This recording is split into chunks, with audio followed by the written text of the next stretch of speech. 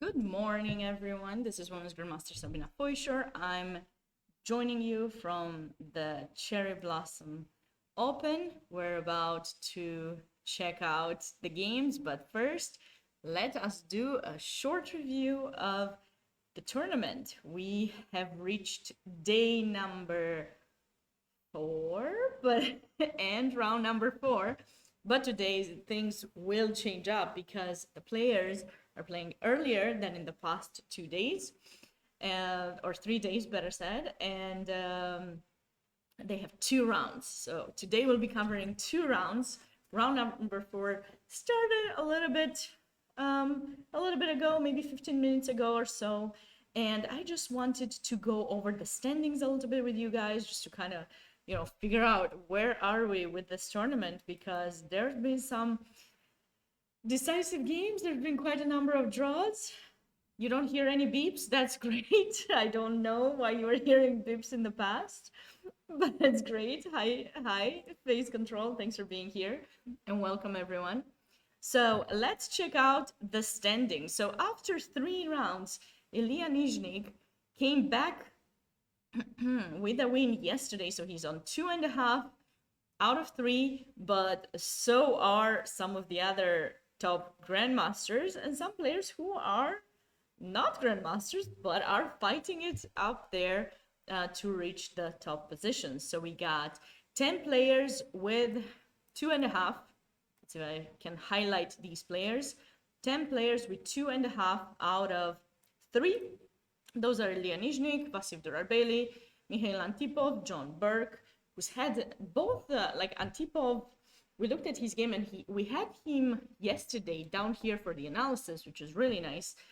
Hearing about his thoughts, what he thought about his game, how he felt he wasn't doing so well, but how he fought through to get back into the game. Then we had Grandmaster John Burke, Gergely Kantor, Juraj Drushka, Safal Bora, who drew yesterday a very interesting game against Evan Park, who's also there on 2.5, Craig Hilby, and Zachary Tannenbaum had a nice win there yesterday, and he's doing, I think, quite well in this tournament. Although he started with a draw against a lower rated player, compared to his own rating, but then yesterday night he had a nice comeback against international master Justus Williams. So he's up there with the strong players. We'll see how things are gonna go. Of course, lots of other top players are sharing places from 11 till 18th, with 2 points out of 3. All right, you guys can check out all of these and many other results simply by using the command standings. There it is. So if you use this command, you can be brought to this chess results page where you can check more than what I've just told you. We can look at the pairings, we can check the standings, we can look at people's rating gain change and many others, and you can find a lot of tournaments, of course, on this website. This is a nice website to know about when you're searching a specific tournament. All right. What else? So for the first 5 boards, the first 5 boards will be quite important for this round. So we have Juraj Drushka playing against Ilya Nizhnik, Hilby Craig playing against Vasyv Durarbeli, Evan Park against Mikhail Antipov, John Burke, Safal Bora, and Zachary Tannenbaum against Gergely Kantor. So those all will be very important games for our standings, but of course some of the other games most likely are going to prove interesting, so we'll try our very best to get to look at them. But without further ado, I think it's time that I change the look of the screen so that we bring in the games, because probably everyone is very excited to see what is happening in the actual games. How are the players playing this morning round? It's not that early morning, right? Because it's 11 a.m.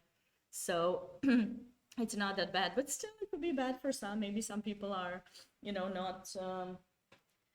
not ready to play early in the morning. Who knows? But I think 11 is a great time to start uh, because you have some time to prepare. And what I love about this tournament, the Cherry Blossom Open, is the fact that the tournament director does post the pairings ahead of time, so the players knew about their pairings last night, so they were able to spend some time to prepare. So that's, I hope, pretty good for them because they had time to do that.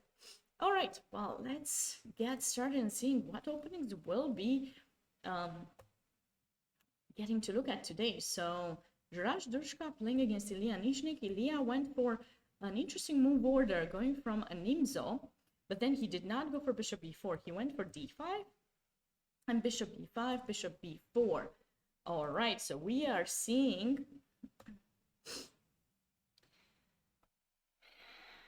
something like the Ragozin. I don't know. This is exactly Ragozin. Maybe now that I got the notification on my phone, I wonder if now you guys can hear some specific extra sound. Some people were telling me that the mic wasn't acting the best last night, but you guys can let me know if that is the case, and I'll try to keep my phone as far away from the mic as possible. Okay, so it's just gonna be a Queen's Gambit with the bishop. This move is very unpleasant sometimes, you know? So I personally like to go for the exchange variation when I play with the white pieces, but of course I've tried other things as well. I think the exchange variation in a way is kind of quiet, quite quiet and everything. The second webcam was causing interference, but you say I didn't have the webcam. The other webcam is off. I guess we'll figure it out. We'll figure it out. We'll see what the interference was. Let's hope today there won't be any kind of interference and we'll be able to just, you know, you guys focus on what I'm explaining and forget about the other external noises.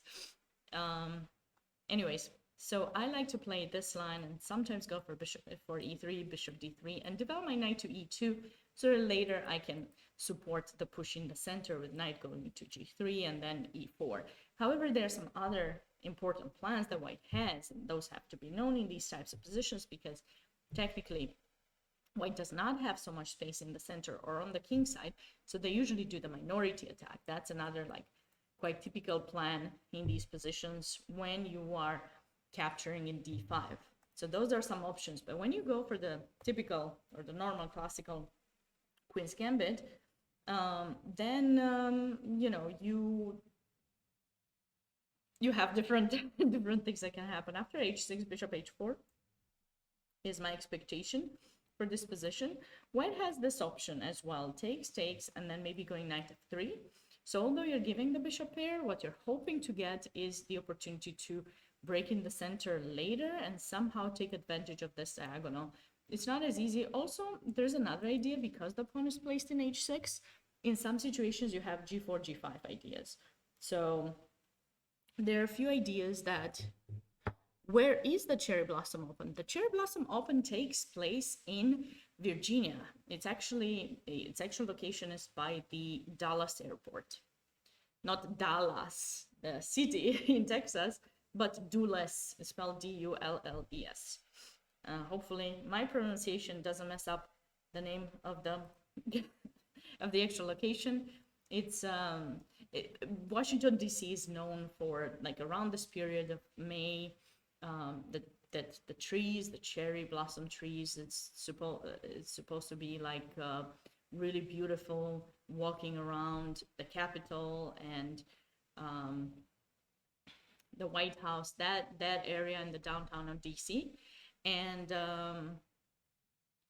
it's happening around this time, and so you guys might know the story with the cherry blossoms. I think they were a gift from Japan to the US, if I'm not mistaken. My history might not be the best, so if someone knows more about it, you can certainly let us know. But the idea of the cherry blossom, I think the trees were a gift from Japan to the US, and it's just the trees blossom around this time a year, so it's a wonderful celebration, and there are various events that are taking place in the area to celebrate the blossom of these trees. So, and the start of the spring, supposedly. Like this event typically was taking place a little bit earlier, as the organizer did mention the first day that I interviewed him. So it used to take place maybe late March, early April, but now with things changing a little bit, it kept being moved. And the nice thing about utilizing this specific weekend is the fact that this open tournament actually doesn't need to be crammed up in 4 days. It actually goes from Wednesday till Monday. So that's Wednesday, Thursday, Friday, Saturday, Sunday, and Monday. 6 days, 9 rounds in 6 days is much more comfortable to play because Monday being Memorial Day, a lot of people are off, so they get the chance to actually compete into all of these 9 rounds if they're playing in the open section. Some of the other sections also have 9 rounds, so it's gonna be quite interesting to follow the progress. And I think it's more comfortable for the players that they don't have to be crammed up in just 4 days instead they have 6. I don't know. There are a lot of strong players in this tournament that are playing in this tournament, as you guys can see. So lots of grandmasters. I think we have 14 different countries, like players from 14 different countries competing. The prize fund is really amazing. You guys can check out all that information over here. You can read about the schedule, and then you can follow the rounds there. And I think I also put like I don't know what is my other command where you actually get this link, but I'm just gonna copy it because I don't remember what the command was, the one that I made. But if you guys click on this link, you can definitely read more about the tournament, how it started, and the various sections that are taking place. However, for us from the commentary part, we are focusing only on the open section because those are the games that are broadcasted. Those games are the ones that are broadcasted live for everyone to see. Any other questions? Anything else you want to know? Feel free to write it in the chat and I'll try my very best to answer as many of them as possible. All right, so this actually was played, not bishop h4, but bishop takes f6, queen takes f6. So I'm anticipating white will continue most likely with knight f3, unless they want to go for this idea with queen a4 or queen b3. The idea of this move is to get black to play knight c6, and having the knight in c6, black will have to move the bishop, move the knight, and then attack the center. So that is something important that you have to keep in mind. You're trying to give up something with white, but you're also trying to get something in return. So that's what white would be getting in return. Okay, moving on to the next board, let's catch up and see what happened here. Craig He'll playing against Vasyv Darabaily, who came with a nice strong draw yesterday against international master Anna Sargsyan. So Vasyv started with a draw in the first round. He saved himself from a tough position, but now he's back with 2.5, sharing first place with some of the others, as I mentioned at the start of the stream. Ooh, oh la la! I love to see this. I don't think I've seen this being played at top level, so it's gonna be interesting. Oh, he didn't go for the fried liver. Oh, I wish he went for the fried. I wish he allowed the fried liver to see the spiced up position, but no, he did not. So knight takes d5. There's this idea, for those of you who don't know, this is called the fried liver attack. Queen f3 check. You have to come here to protect your knight, and white typically goes knight to c3, putting additional pressure on that knight, trying to get the piece back and stay with the extra pawn. And then black tends to play knight b4, which is the best move to protect the knight. Knight there is possible too, but it's too passive, and with the king in the center, white usually gets a crushing attack.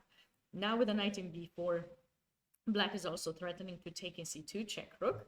So white, guess what? Just castles, allows black to do that, and then you can't do it because your knight is going to be hanging. But black tends to play c6 to protect the knight so that they are threatening it. and white still doesn't protect it and goes for d4 to try to break open the center and take advantage of black's king in the center. So anyways, that's a possibility that exists. It's played a lot at lower levels. I've had some students who have played this and were very excited about it, but anyways, it did not get played against these strong players. Vasif went for the main line, which is knight a5. By the way, for someone who's a lower rated player watching this stream, another interesting idea that you can do, and it works at lower levels, and when I say lower levels, I refer maybe up to 1400. I wouldn't recommend getting used to playing tricks, but it's nice to know them because you don't want the opponent to have the opportunity to take advantage of those things against you. So I apologize. So knight to d4 is a move that you can consider playing too. And the idea is that you basically are allowing white to push d6, open up this bishop with the knight, and take your pawn in f7. And then what you do with black is like you pretend that nothing is going on. Literally, nothing is going on over there. So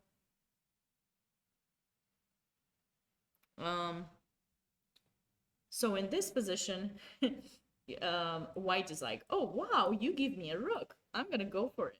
So we go knight takes f7, and there's this move, queen to c6. So you're basically saying, oh my goodness, I didn't see, oh no, my rook, like Eric Rosen tends to say. So you just say, oh no, my rook, and then you play that move, and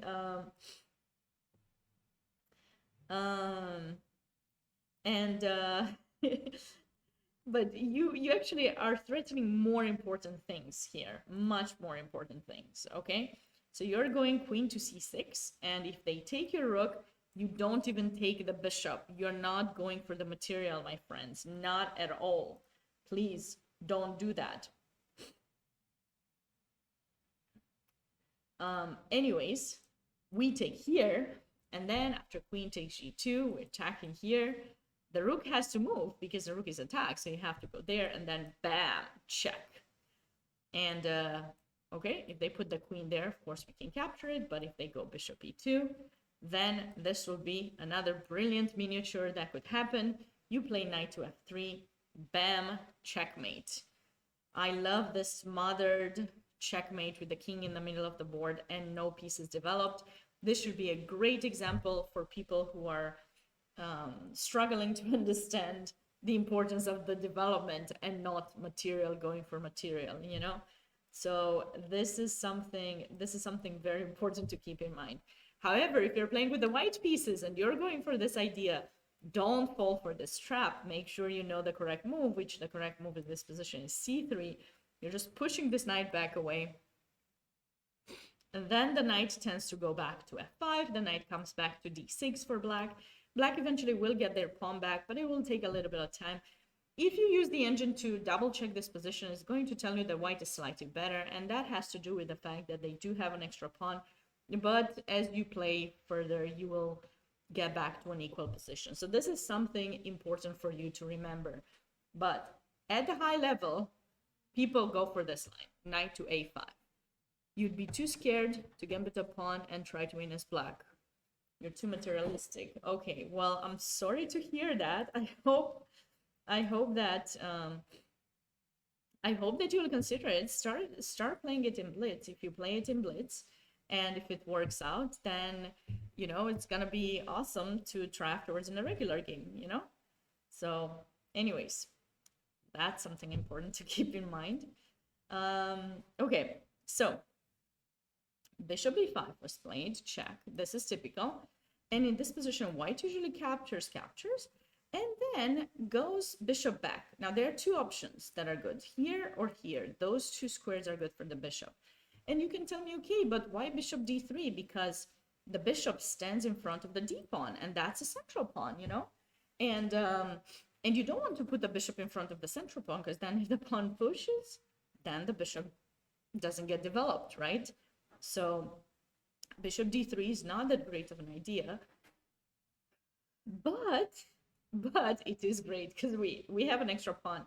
The reason this move is fine for white is because the bishop controls the e4 square, okay? So that allows the knight, once it gets chased away, because in some situations it does, then the knight can go back to e4, back in the center, offering a trade. If the trade happens, then we take back with the bishop, and we have a pretty good position. So this is something important for you guys to keep in mind that is happening. And then white is extra pawn, so it's not too bad. Now, obviously, bishop e2 has its pluses too, because it leaves the pawn open, but when h6 is being played, this knight kind of has to go back to h3. e4 is obviously not a possibility, and if it goes back to f3, the problem with this move is that now it can get chased away, and it may seem like black moves pawns a little bit too much, but because they move them with tempo, it's making it very difficult for white to push some of these pieces, to develop some of their pieces further. So it's usually just same pieces being moved, and black gets a faster development. Initiative is very important at the beginning of the game. Very, very important for your development. Okay, so bishop d3 was actually played in this game, so we can catch up with the moves. Knight d5, attacking the knight. Black does not want to trade that knight. It wants to make white to move more that knight. So Craig went for knight f3, didn't go for knight e4 here. I wonder, actually, I'm not so familiar with this, but I have a feeling that knight f4 could be an idea now, just attacking those two pieces, and you kind of have to go back and look at that, how many times you moved one piece. A little bit too much. A little bit too much. Okay. So knight f3 was played, bishop development. So both players are trying to get their development. Now, this is important because at some point, now that black castled, for example, if you're to castle in this position, black might go f5. And eventually you do need to move the bishop from here because it stands on a fork. So that move is going to be played, and so you have to go back now and then e4, and so the position is not quite ideal. But what white wants to do by moving the bishop first is that if black plays f5, which actually was played in this position, white wants to play d3 and stop that move from happening. So yeah, if you take here, we'll recapture. We open up our bishop this way as well. Maybe you can go a4 and develop it. You might notice that in my explanations, I'm trying to discuss and address the importance of development. Development is very important. These pieces are like your kids that you need to take care of, or like your pets. You have to take care of them if you want them to love you back. Okay, that was maybe too much. Of course, you know, even if you like smother someone too much, that doesn't mean that they will love you back, but basically you want to give them a purpose. Okay, you want every single one of your pieces to have a purpose, and if you don't give them a purpose, then they will stay very sad on the background, kind of like if you put a kid to a corner and you tell them to stay there because they are in timeout, they'll be very sad. They won't be able to do so much. So it's something very important to keep in mind. Hi there, MD Knight, how are you doing? So please take care of your pieces and learn to find a way to develop them. Okay, but in this position, black did not trade. Why he didn't trade? Well, that's another thing. It's another important concept in chess that's easier said than done, much easier, trust me. That concept is trades, trading people, yeah, trading people, that would be great. Trading pieces off the board, okay?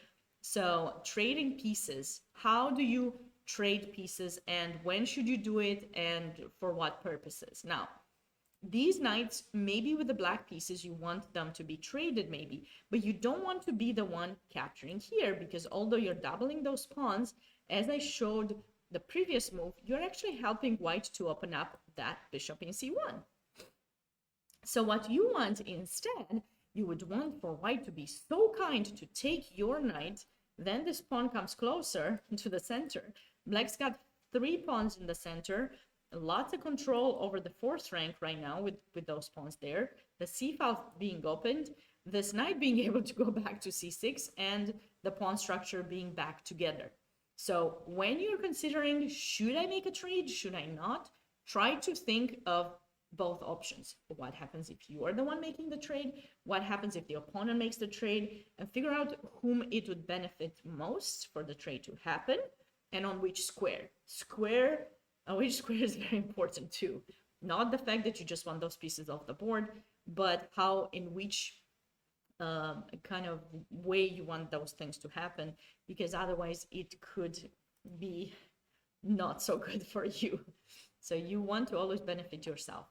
White is working on his development. Looks like bishop d2 was played. Actually, I guess he's trying to make black decide whether he wants to take here or not, although I'm a little bit surprised by this move. I personally would have castled in this position. I'm not the most familiar with this line, I gotta say. I used to play it with the black pieces, but it's been a really long time since I played it. And I think that castling here might be a good idea for white, because I don't see directly an attack that black could have on white's king. This move is not ready to be played. Bishop d2 can be played the next move. Maybe it's just going to be a transposition. So let's wait and see how does white plan to continue after rook to b8. Now that pawn is being attacked, so maybe white played bishop d2 instead of castle. Maybe he thought that if he would castle, black could play there, keep the pressure on the pawn, and then it will be more difficult for that bishop to be developed. I don't know. I guess we'll have to wait and see. But this is going to be an interesting game, because black does give up a pawn, but he has initiative and he has really good pressure on white, which makes white's position more crammed up and more difficult to deal with. So we'll have to wait and see how this position will pan out. Let's catch up with some of the other games as well. For example, this game, what was it? Sicilian. Evan Park against Mikhail Antipov. d4, open Sicilian. a6, c4. All right. So we don't have like a regular classical kind of Sicilian. Black is trying to play the Kan variation. The Kan variation tends to be with, playing these moves e6 and a6.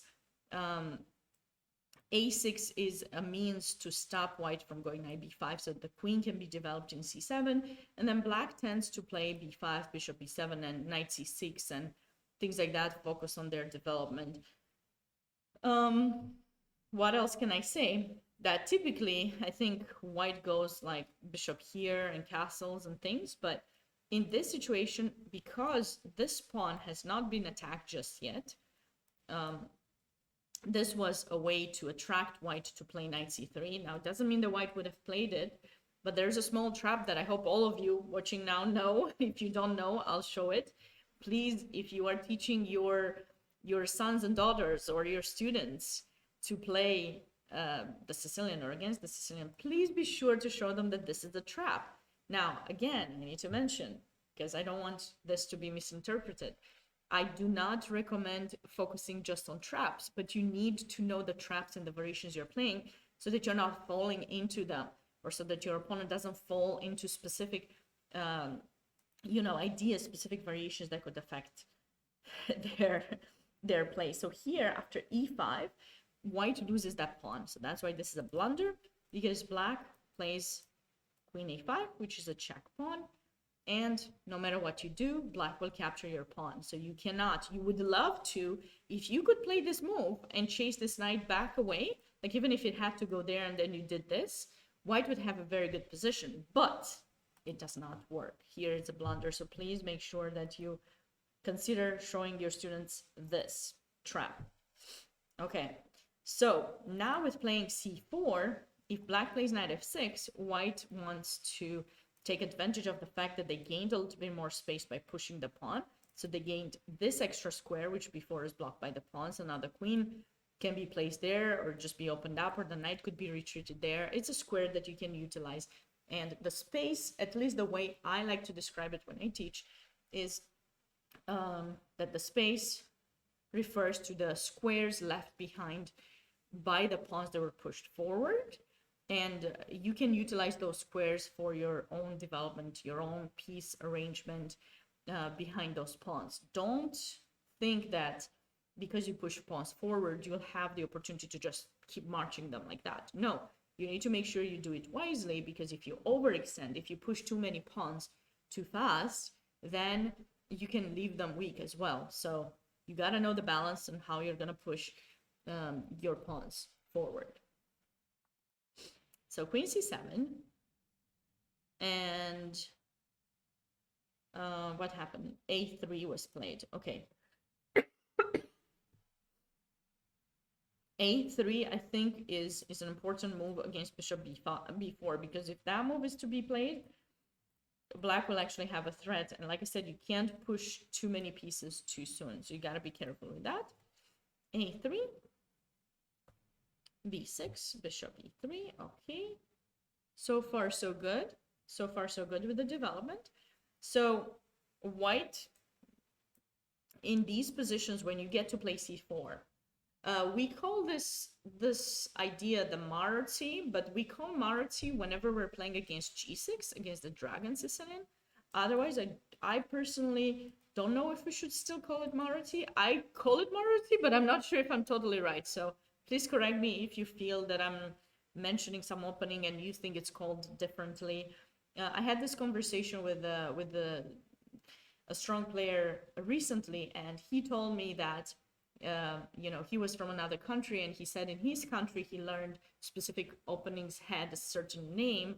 And then I mentioned how I've been struggling with some opening names myself, because in English they're called a certain way, but in my native language, which is Romania, I'm originally from Romania, I learned them a different way. And then, you know, as time passed, because I've been playing chess for quite a large number of years, actually soon it's gonna be like close to 30. That is crazy. I feel old. Anyways,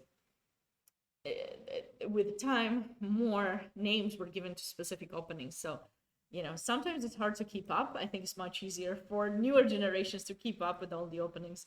So if you feel that I'm messing up any names, I appreciate you correcting me, but I appreciate it if you do it in like a nicer way. Like, don't be like, hey, you silly, I can't believe you said that. That's not, you know, I would appreciate it if you would be nicer than that. But anyways, if you feel that I mess up a name, don't hesitate to let me know. That way I'll learn it too, so I won't repeat the same silly thing over and over. You call it a hedgehog? It's not a hedgehog yet, because he hasn't played like d6 yet. And, you know, a hedgehog, like, you have to have that, and I believe you might need to have that, and this knight might be there, and the hedgehog, I think, a little bit more of things. Hi there, Altezo. So yeah, I think it's still a Maroczy, and Maroczy is for white. It's for white setup.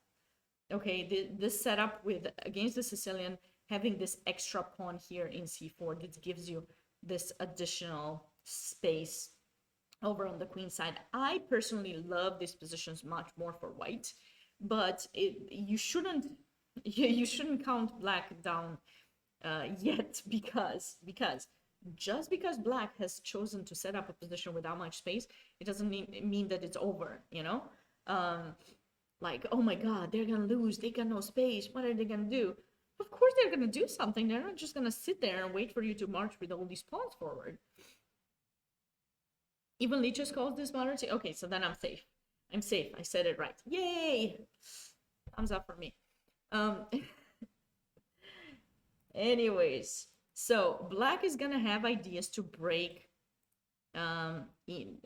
white center. So typical breakthroughs are with d5, b5, in some cases f5. Now those cases with f5 tend to happen whenever there's a g6. So whenever we're playing this against the dragon. Otherwise, these two breaks in the center are very typical for black. So just keep that in mind, because well, you might end up playing this, so you know, it's good, right? Okay, you might end up playing it for white or black, or maybe you'll never play it, but there are still ideas that you have to know, because you never know how you might be able to utilize ideas from one opening to another.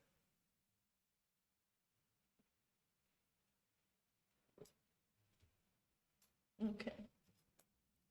Okie dokie tokie. I got this, I got that. Okay. So, all right, h5 was played by black here. I'm sorry I'm talking like that. I was just like surprised by this move. I'm speechless. I don't know. What is this idea happening right now here? This is a typical idea, but you tend to do this when there's a knight in g3. So Grandmaster, I see what he's doing. Grandmaster Antipov wants to push that pawn all the way here to undermine the chain, to undermine White's chain, and you always want to attack the base of a chain. So he probably is thinking to push that pawn all the way to h3, and then, you know, f3 will be weak. Then he'll put pressure there, and then e4, and then he's gonna find a way to open up his bishop. Okay, we got something going on, right? We got some idea. Okay, that is that is interesting. Okay, now I need to I need to figure out what are we gonna do with the white pieces, because if we play a move like b3, g3 for example here, then that h4 at some point will be very unpleasant. I don't know if black even considers to go bishop d6. It might be too much. But that could be an idea, because you have to be careful. It's probably not a good idea.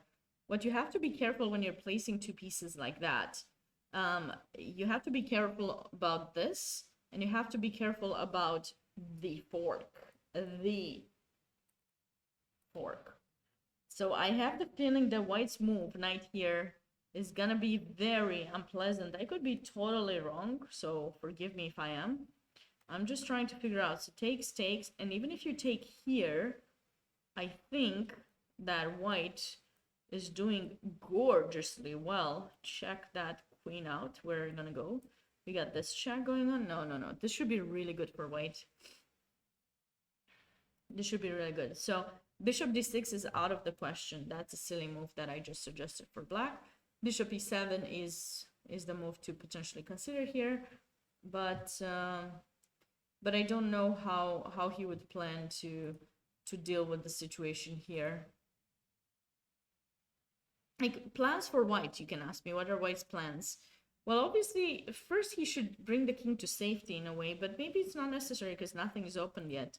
But typically, there tend to be lots of pressures on that pawn, on the square, on the file.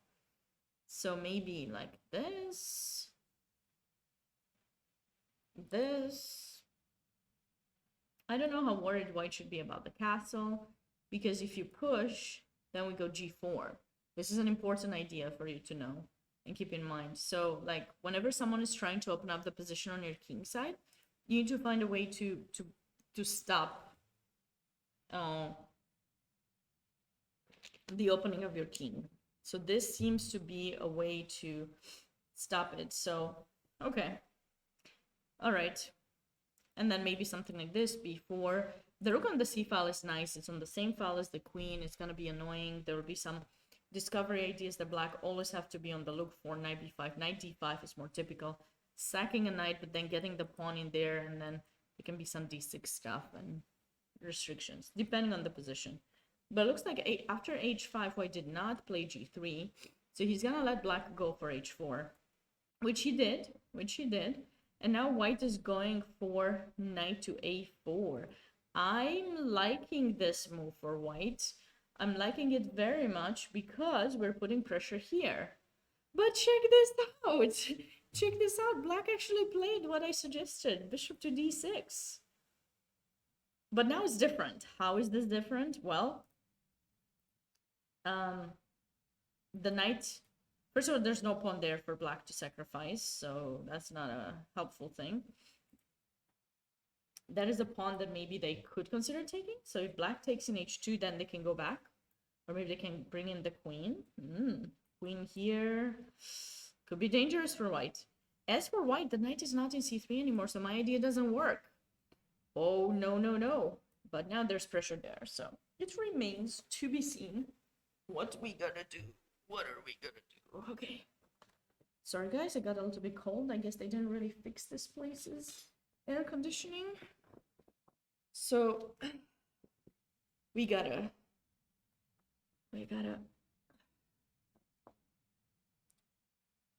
make sure we're not feeling cold. That's important. That's why I always, every single time I go into any hotel, it doesn't matter, summer, winter, fall, spring, I always bring a sweater or a jacket or something. You never know what's gonna happen with the air conditioning. You never know. Okay, well, this is gonna be interesting. Let's get rid of the lines and think about this position, because this is looking a little bit sus. Sus for whom, you may ask? Suspicious. Suspicious. Ooh. I'm not even sure what we can do with white. I have the feeling the white is better. So don't get me wrong. I do believe white is much better in this position, but how are they going to be able to deal with the threats and everything? Because I don't think knight takes b6 works, or does it? Because if you take here, maybe? Can black afford to sack the queen? Like for a bunch of pieces, maybe? Nah. We also have this check, and yeah, no. Okay, so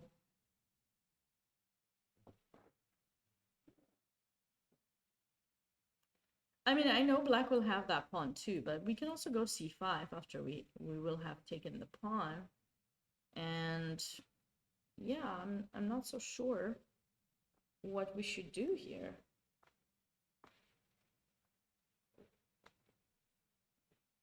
What should we do here with the white pieces?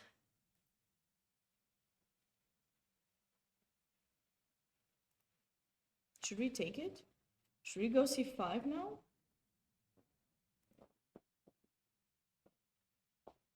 After the rook moves, obviously, the rook will move.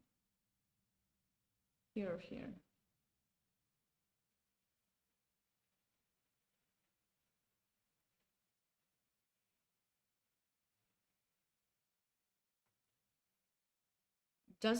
Is anyone familiar with this line? Is there something specific that I should know?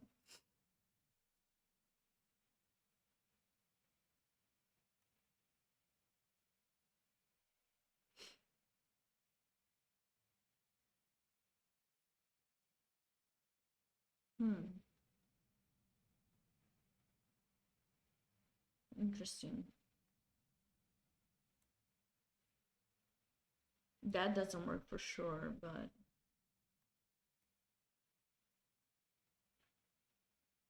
he does want to take here, so I'm not quite sure how we will deal with that attack in h2. Can we do something like this still? Probably not. He's just gonna take it and then move the queen to b8. That's why I'm putting the rook there, not here, so that I have this move. What about if we put the other knight, like if we put this knight in d5? Is this a thing we can do? I know these ideas are quite typical, so of course I have to try them out. First things first, we have to consider if they capture, right? Because the capturing is going to be a little bit unpleasant. So if they do that, queen here. Can we have sufficient things for white? So we sacrificed a piece for 2 pawns. Now we're attacking. This is gonna be hanging. Maybe he can castle.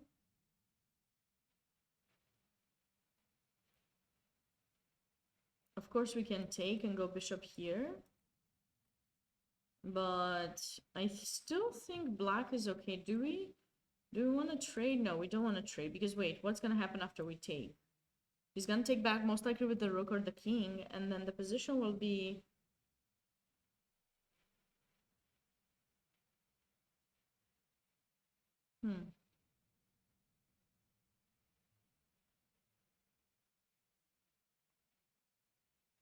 the position will be quite good for black, maybe.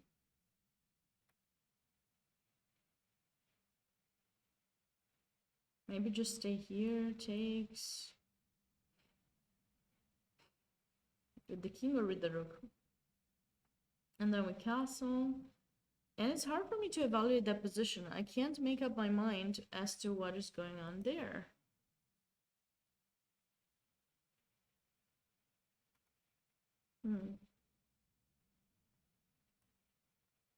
This is actually quite interesting.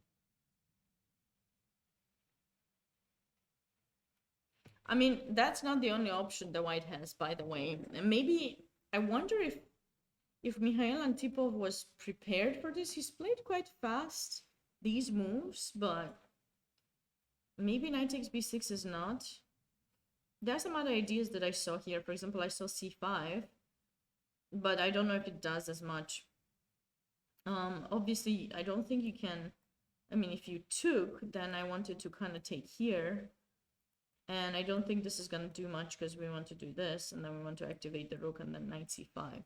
This position should definitely be better for white, in my opinion.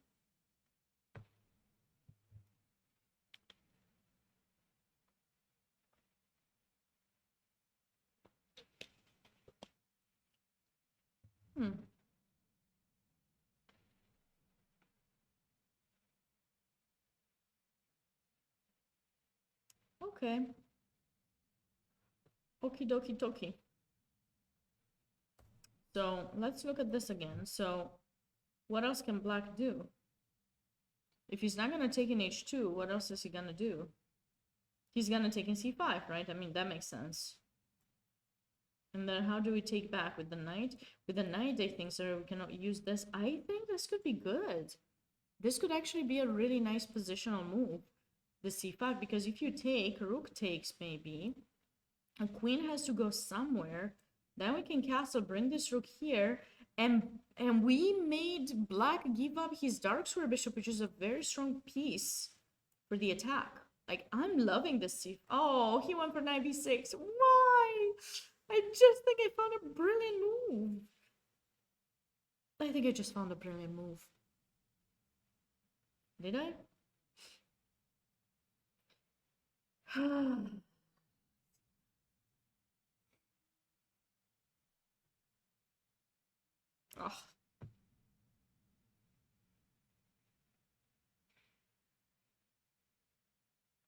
Yeah. I think I found a brilliant, brilliant move. And now, white went for knight takes b6 instead. Why? Look at this. Look at this. He's gonna lose his bishop. Like, literally. This is the only thing. This is the only thing. Okay, he's got to check. But we saw this. Like, there's nothing. Oh, wait, bishop f2. Wait, bishop f2 takes here. Okay, okay, he's got something. He's got something. I panicked. I panicked. No, no, no, no. We gotta move the king. Good. F1 or... No, F1. No, no, no, no, no, no, no. No, no, no, my friend. We're not going there. We are not going to be allowing... Look at that. If I go king f1, if I go king f1, h3, there's no way to stop that. So I'm just gonna be losing here fast.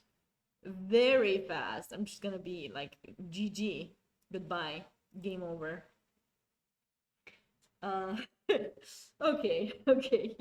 No, we don't want white to lose. I mean, I don't care what the players do. I want some brilliant attacking games.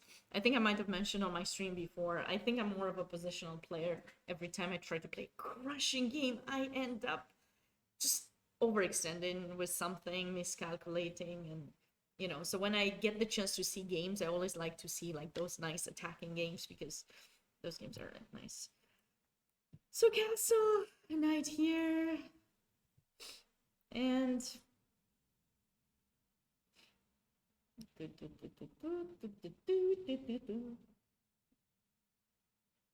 I do not know what is going on in this position, but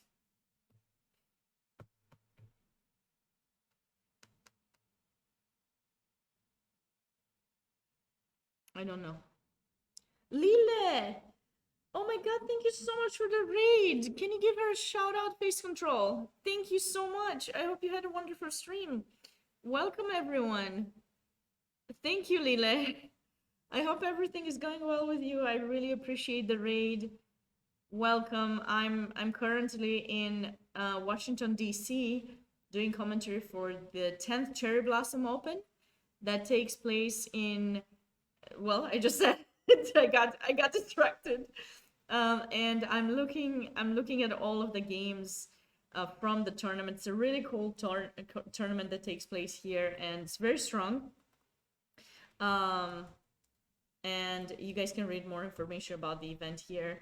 And yeah, so I'm going over the games, and I'm trying to to to figure out what is going on in this very sharp, very sharp Sicilian. And I thought White had some nice ideas.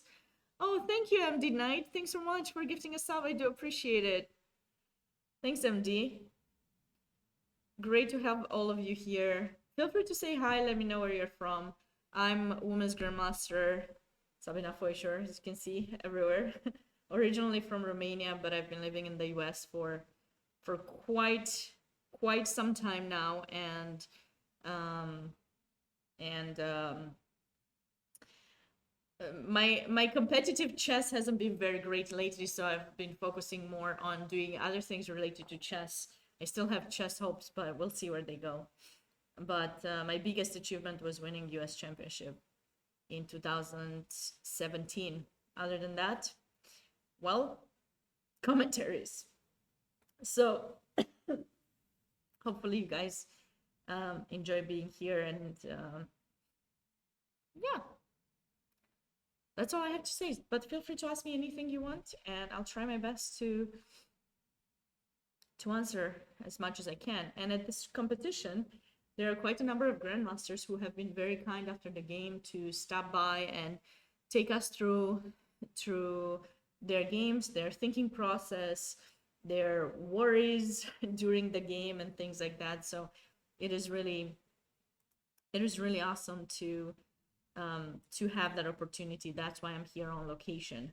Normally I would do the commentary from home, but now, you know, there's the extra bonus for being here. So you like the color of my chessboard? Thank you. Thank you.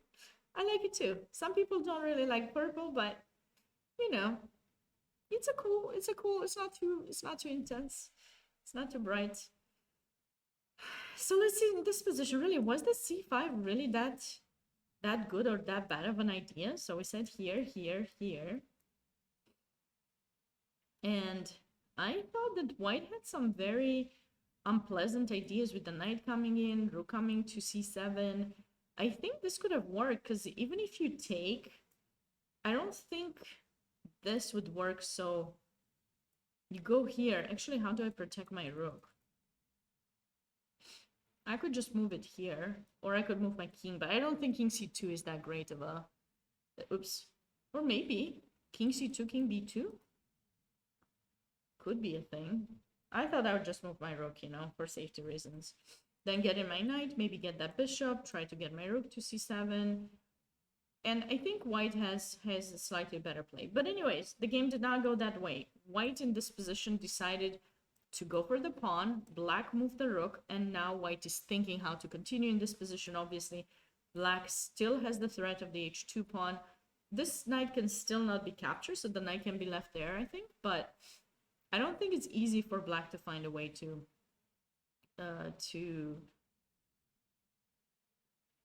or for White to find a way to push further. Black might take that pawn anyways. This might be quite balanced. We'll have to wait and see what's gonna happen. But yeah. All right, moving on to the next game. John Burke was very kind to join us yesterday on stream. That was quite unexpected, and I loved how he described the importance of getting to be better as a player. I asked him, every time some grandmaster joins my stream, I try to ask a question regarding you know, chess development, like what can people, lower rated people, do in order to get better. And he came up with this quote that I thought was great, and I'm going to share it with you today too, in case you weren't there yesterday. He said that it's important as a player it's important to focus on improving your floor not the ceiling. What did he refer to was the fact that a lot of players, they find what their strength is and they keep working on that part of the game and try to improve it more and more and more, and they forget about the parts where they're weaker. They're not doing so well. So he thought the floor had to be improved, expanded before you could, you could get to the ceiling. I don't know. For me, that was kind of a great quote. Maybe it will resonate with some of you guys too. And since we're looking at his game, I thought I would share that. Hopefully, it helps some of you. The computer loves c5. Push him, baby. Then great. I didn't check it with the computer yet. I mean, I usually try to avoid turning on the engine. I would turn it occasionally. I would usually let you guys know when I do, but I try to not to turn it on because you guys have the opportunity to do that so yourself. So I want to make sure I tell you my thoughts first before we get to use the computer, because I feel that is something you can do on your own. You don't need to listen to me read the same thing that you can do on your own. So that's nice. That's nice to hear. It looked like a nice idea to open up the C file. You just want to say I'm right. That's great. I love being right, but a lot of the times I end up being wrong, so that's not so good. But it's good to be right at times. So D3. So for those of you who are not familiar with this, oh no, I was gonna say something, but no. So we had actually in the game between Craig Hilby and Vasif Durad-Bailey in this position, we actually did have a knight g5. But it didn't go for the Friday bird. There was this game where the knight went to a5. But looks like in this position, John Burke decided to just be quiet, protect the e4 pawn, and now h6. Actually, h6 I don't think is one of the typical moves. I see a lot of people developing this bishop against d3, bishop c5, and I've seen people go bishop e7 too. This is an interesting alternative. I wonder if he's going to push the g-pawn. Of course he is going to push the g-pawn. This has become like some very famous typical idea that I see a lot of strong players do these days. g4 g5 or g5 g4 or just g5. It's very interesting. To me, it's a little bit anti-positional because you are dropping a square and you're opening up that diagonal. Whenever white will get the chance to play d4 and trade off things and move over, then that's going to be an issue. So but we'll have to wait and see if white will have the opportunity to take advantage of that weakness or not, or maybe this will be a strength. So h3 was played by white just to avoid g4 maybe, but that could be a weakness. It's interesting. It's interesting to see this move. Knight bd2, and now black went for the sharp d5. What are your thoughts about this move here? d5, that looks nice, I guess, if it works. And it seems like it could, because now if you take, we take.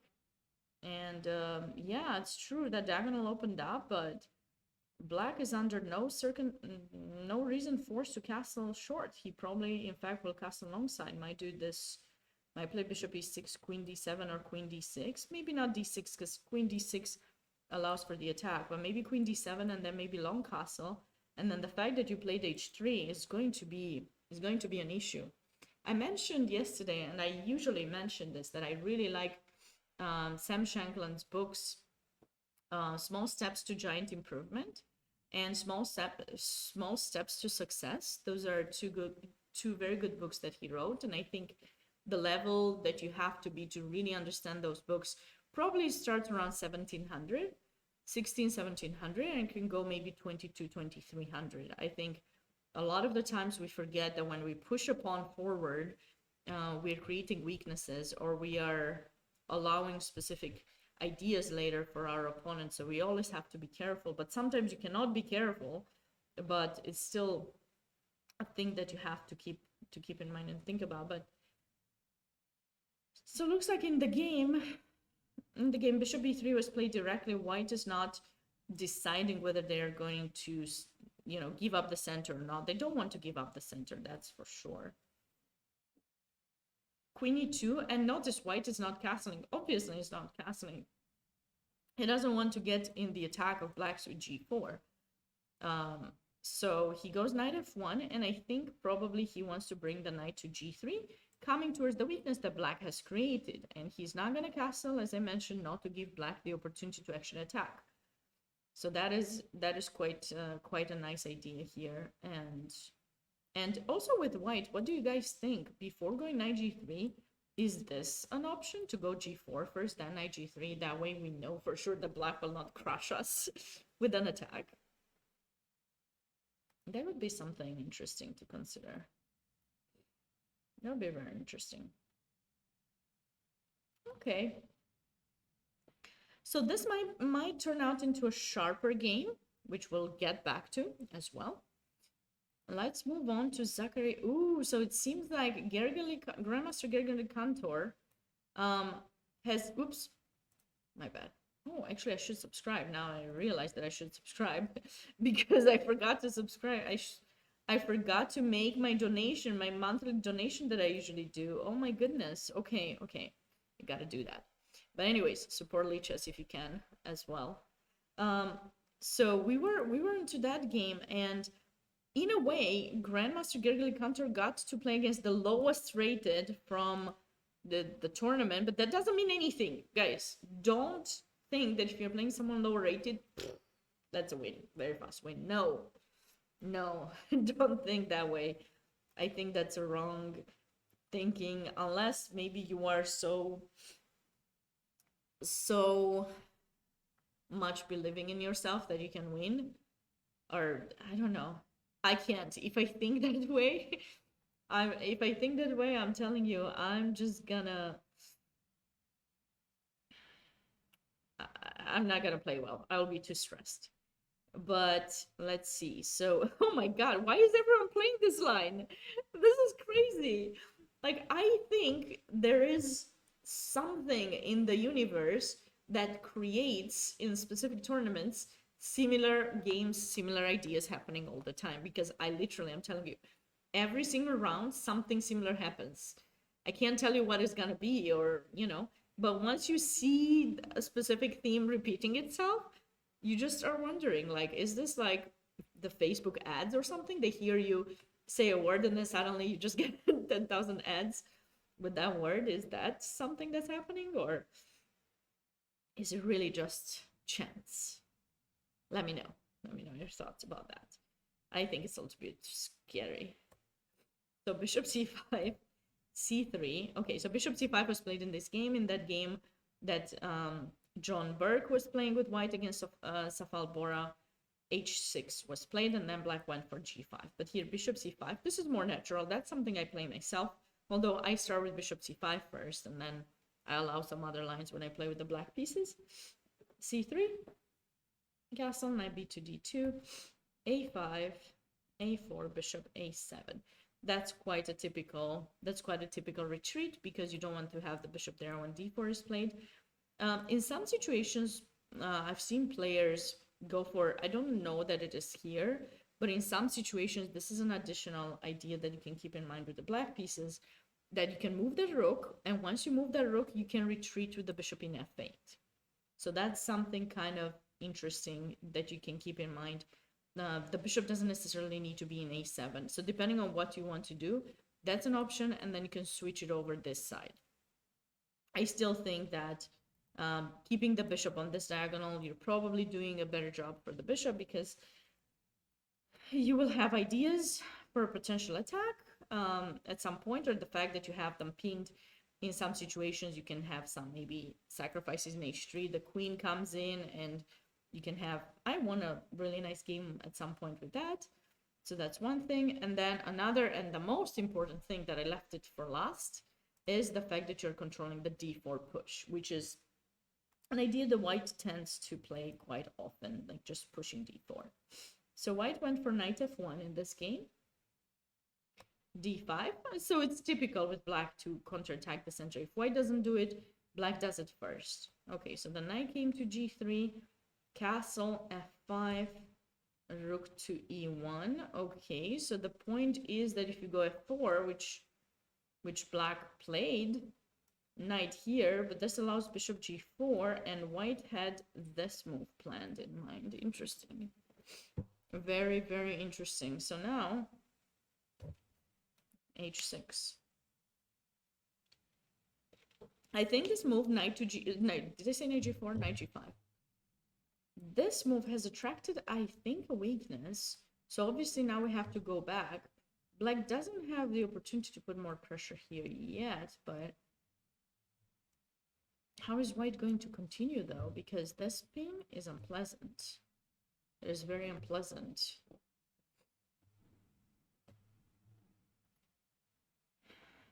I would say this position is somewhat balanced, because although black has slightly more active pieces, they do have a backwards pawn here in e5, and their king is a tiny little bit weak. So if white finds some kind of way to proceed with the development, I'm just trying to figure out how. Maybe white wants to push this pawn and queen b3. So you wouldn't mind if black would take here, Paul?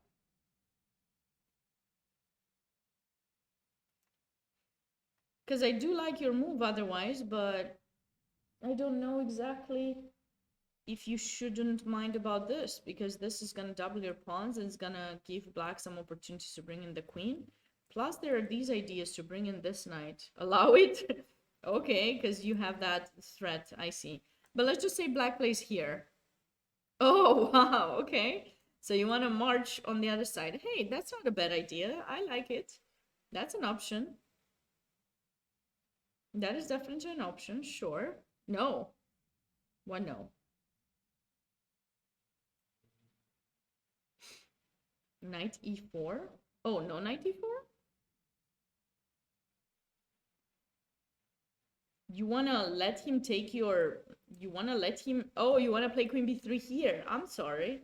I'm sorry, I think I got it. I think I got what you meant. I see.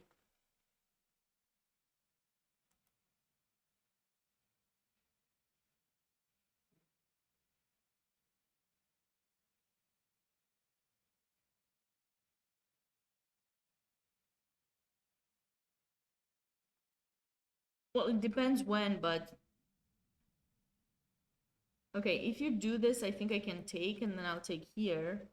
And I think black is doing well in this position. I'm not sure I understand. Can you write your line after h6, what you want to play? Because it was black's turn in that position. Play queen b3. Okay, I'll take your knight. Then you'll take my knight, because I guess, right? You have a piece down. And then I'll play bishop takes f3. Most likely to take with the bishop to keep the position. You can't play both queen knight b3 and queen knight e4 and queen b3. I'm sorry, Paulnitz. You can't. You can't have both moves. It's either one or the other. I'll get your knight. Make up your mind whichever you want to play. If you go knight e4 here, then I told you to play here. Now I'm protected. So you go queen b3, let's say. And then I'll take, okay, I don't get my queen g5. I got it. I don't get it yet. Okay. Maybe I'll bring the queen like this. Oh, I can't because my knight is hanging. Okay, I'll go here. Try to get it to h3. And, you know, you've created too many weaknesses for yourself. I mean, I know you want to use the file to attack black's king, but look how many moves you need to get the king out, bring a rook only. I know, but you're only bringing one rook to attack me, and that's not gonna be enough. Like, check, you go rock solid. Oh, no. I don't think so. I don't think it's rock solid for white. I mean, the king will be rock solid. I'll give you that. The king will be rock solid. The king won't be mated or anything like that. I have nothing? Oh my god. Oh my god, I guess we have to keep playing this position. Sure. Okay. Um, let's just make some development moves like rook d8. I'm just bringing a new piece to the attack, to the game. This is my final piece to the game. You got a nice knight, I'll give you that. You got a nice knight, and that's about all you got. I even let you capture this pawn. Feel free to take it. It's my gift to you because I'm so nice. So I don't know if you want to take it or not. If you take it, I'll go bishop b6 and trap your queen. So, you know, I'm not as nice as I sound regarding that move, but it is a gift. So, you know what they say. Don't, I don't know the saying. And I'm gonna take it. Okay, take it. I think we're gonna lose poor White's game like pretty fast. I know you're very aggressive here. But see the problem of White's position. You don't trust titled players who are being nice. Yeah, that's good. That's a good thing. That's a great thing. You go here. Well, you're giving me the pawn back, so I mean, I'll just have to take. I'll just have to take it. What can I do? Oh no, free pawn. Thank you very much, Palnitz. I appreciate it. C takes. Okay. So, is there a reason why I cannot take it? Because I definitely want to take it, so I'll go for it. Just, again, I'm very nice. I'm showing you my threat, too. Just to see what you plan to do. And just so you know, you've been way too kind to me, because now you gave me that square. So I got a few ways to reach that square with my knights. And I'm telling you, King D2. Ooh la la, where are you going? You're giving me everything. I'll take everything, you know? Wait, okay, I'll wait. We're going back. You got this move. You can skewer my knights. Oh no, my knights. You can do that. But don't worry, I'll just protect it. I'll just come here and protect my knight, and then I'll have that check. That pawn is hanging, you see? Bishop b3.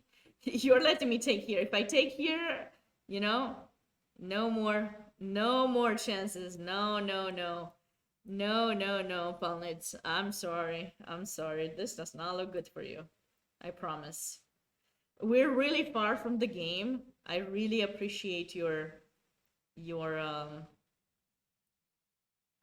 positivity and what was the word I was trying to find? I don't know. Yeah, you were quite good. You were quite good. You had some interesting position there. I really think you did. But I think we have to still be a little bit cautious about allowing that because those will stay weaknesses. You are creative, yeah, yeah. Good idea. I mean, I'm not gonna deny that this is a good idea. I totally love it. I would do it too, and then I'll try to utilize. Man, you were lost there. It wasn't solid. It wasn't. Let's get back to the game. Um, but wait, he didn't play after h6. He's still thinking. So, what else is he thinking? Is he thinking to play h3? Is this an idea too? Maybe. Maybe he's thinking of this. Actually, this wouldn't be too bad because if black takes, we take. And now Paul needs idea. Now it's gonna be good. So he'll be like, see, I told you the idea. That's the idea. You just didn't help me with the moves.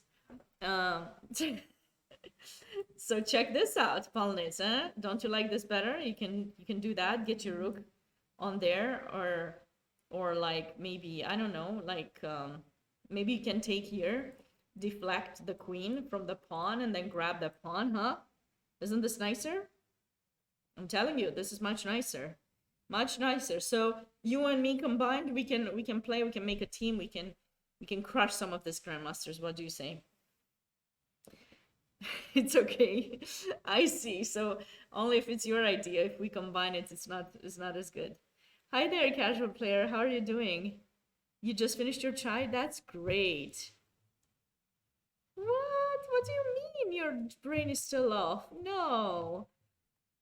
Well, I gotta tell you, last night, although I finished my commentary a little bit sooner than usually, like so around 11:30 instead of midnight, like the previous night, I went to sleep and I still felt tired this morning.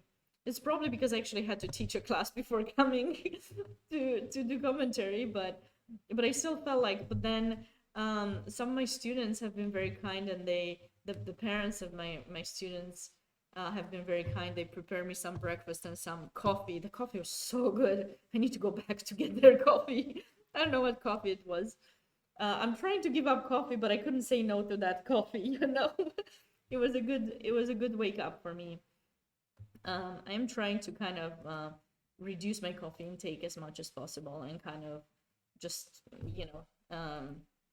drink more tea, water, um, because I have like sleep problems.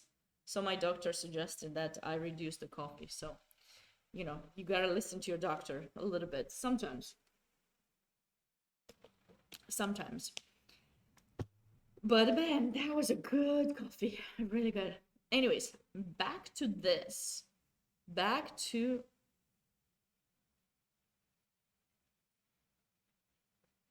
Is that a medicine that helps you sleep or something, Polnitz? Yeah. It's tough. It's tough as a streamer sometimes. Like, you do all these hours, you prepare to do all these hours. Oh, I see. Okay. I might look into it. Yeah. So you stream a lot of hours, and sometimes, you get tired and you don't have time to, especially when you're doing commentary for a tournament that's like this. It's extra 4 hours of sleep. Oh, that's a lot. Okay. Is that a prescription drug, or do I need to, or can I take it without prescription? Okay. So I need to ask my doctor. She did not recommend me anything. She just said for now to reduce some some of my coffee intake. But it was morning, so it was accepted, I guess.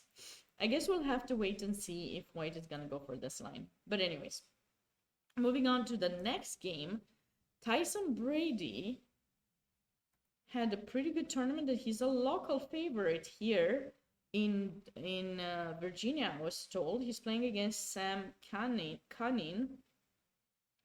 Don't make fun of his name. I know.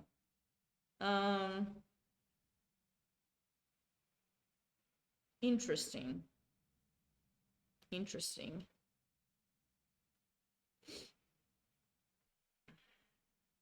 Interesting position. They're already in an endgame. I'm liking black.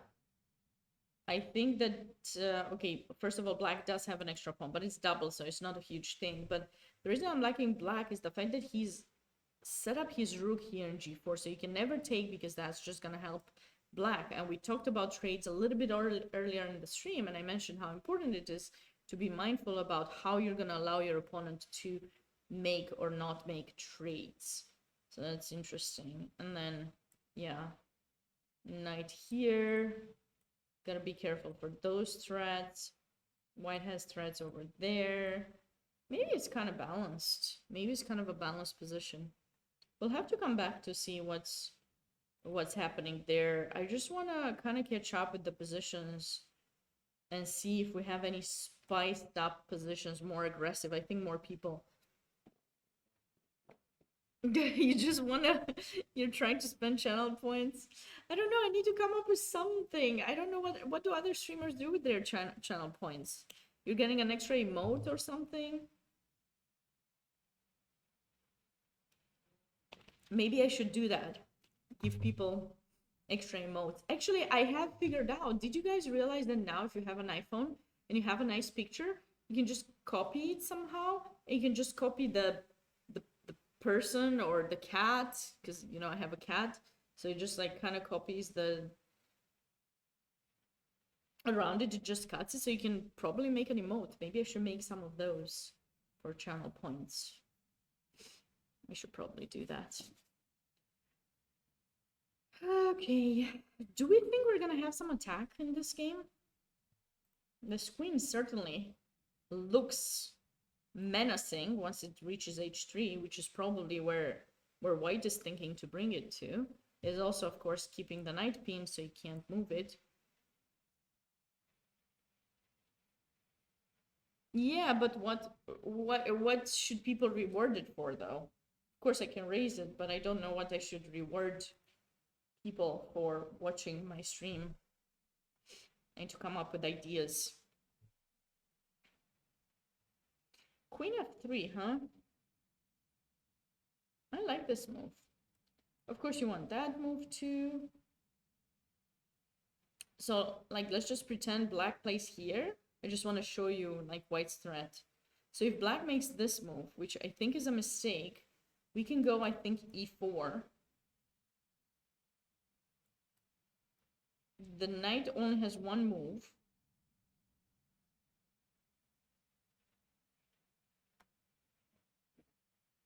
I thought we can do that. Maybe I'm wrong. I thought we can do something like this and then go for e5. But maybe we should just go queen h3 first and then try to go for that. But I think if we do that, maybe it's not going to be the same because there's knight f4. So we might need to go e4 here, chase the knight back, and then go queen h3. I like this idea. Now we're threatening things. Also knight e5, knight g4 is an idea to get rid of the protector. And with black, you cannot reciprocate. You cannot go e4, you cannot meet e4 with e5 because white's knight remained in the center compared to that one that had to go away. So white's knight can go to f5, whereas black's cannot go to f4. But queen e7 was not played. I think that would be a mistake for black. Instead, bishop c5 was played. Bishop c5 is played.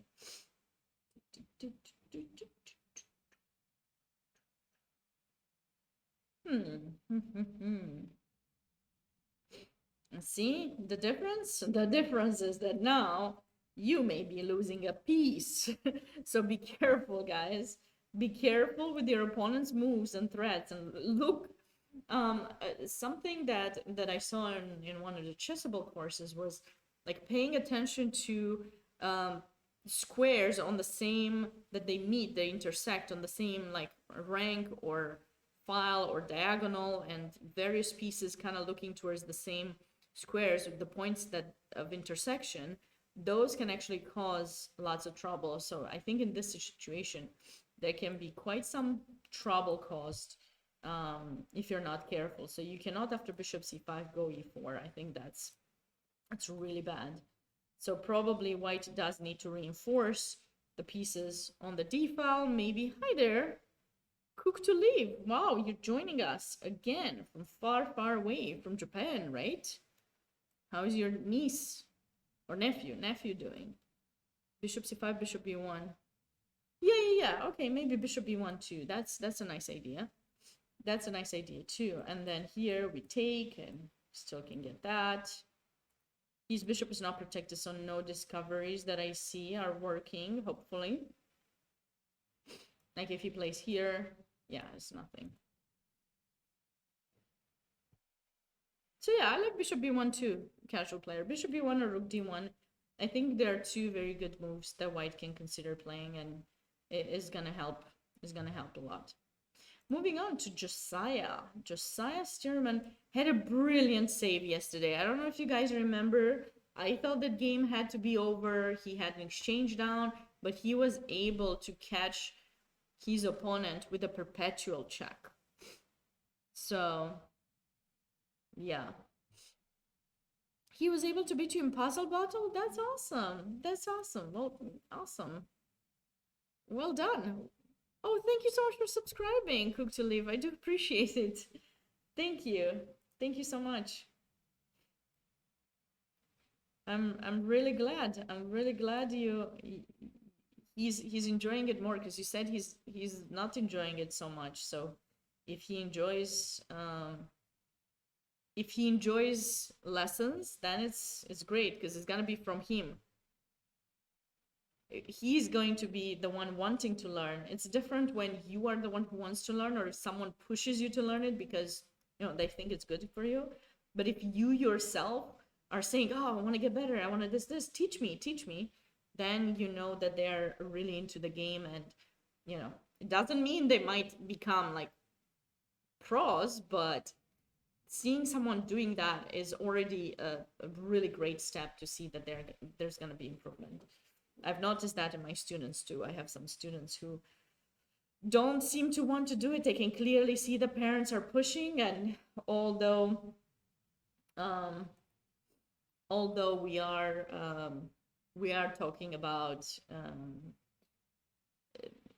I'm talking with my own students' parents about their kids not wanting to learn. I can clearly see they're still pushing because they think it's good for them in some way. But anyways, if you feel someone enjoys the game and you can offer some kind of help, do it.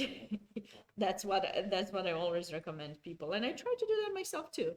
Like most advice I try to follow it too. Other times, you're a strict teacher. Yeah, you mentioned that in previous streams. Oh, okay, that's nice. That's nice. So he's got something to work on to get better. Cool. What are we thinking about this game? Look at that rook. That's a nice rook lift idea. So this is a kind of idea that when you start playing chess, you're telling everyone, no, don't do that. It's not good. But hey, in some situations it works. Was this like a Najdorf or something? I'm getting messages, but I can't read them on stream. So it was a Najdorf indeed. F4 takes. I think this is all theory. Yeah, because I've seen it before. So it must be. I love actually white's position. I love how the knight is placed in d5. Is black forced to play knight takes d3 and then bishop d5? If white knight looks well placed.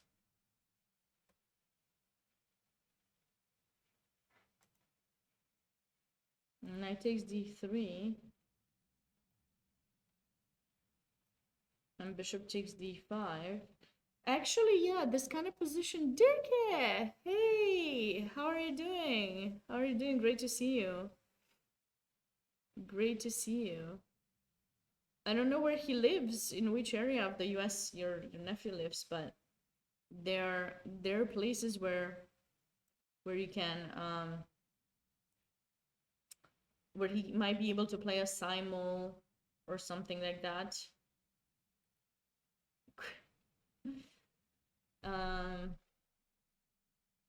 It's a nicer way than to play online, for example. It's a nicer way to play in person. So maybe you can see if there are some events in his area, especially in the summer. There might be camps and lectures and simuls provided by strong players. So if it's not too far from where he lives, it's the best way to get to play someone stronger. It's really cool. Okay, someone is writing me messages, but I can't read them. Let me see what they say. Okay, never mind. Okay, I'll check it later. Okay, so I do like casual players idea actually, because I think typically in the Najdorf, this is a kind of pawn structure you want to get. I think black is doing fine here because now that pawn is not weak with that one there. Lots of pieces were traded off the board. Black also has a majority on the king side, so that should be really like a big plus. Let's come. Ooh, we're gonna have a special guest. Will you join us? All right, nice. Okay, let me change this. I'll give you control to the. I'll give you control to. Okay, you guys might remember Grandmaster Alex Onizuka is joining us. Hi everyone. Hi Sabina. How are you doing? How's everything? Good. Good morning. Yeah, I mean, exciting tournament so far. Very exciting, yeah. Yeah. There are some interesting games that were happening. Right. So. And lots of upsets, right? Yeah. We love upsets. One of your students messed up yesterday, I think. Yeah. I thought he played really well. Even though that he messed up, but Yeah. I mean, still it was an awesome game. Yeah.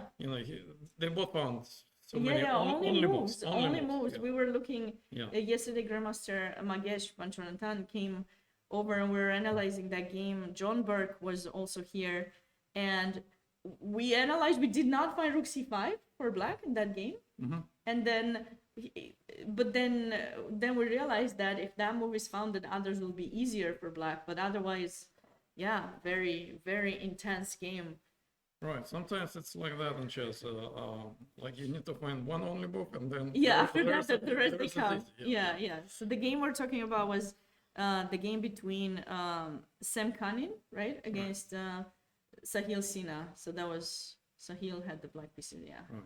So, So- what do we have today? What's- Today, I think maybe we can start. Oh, they already drew. Okay, I didn't see Yeah, that. I didn't just realize came, that.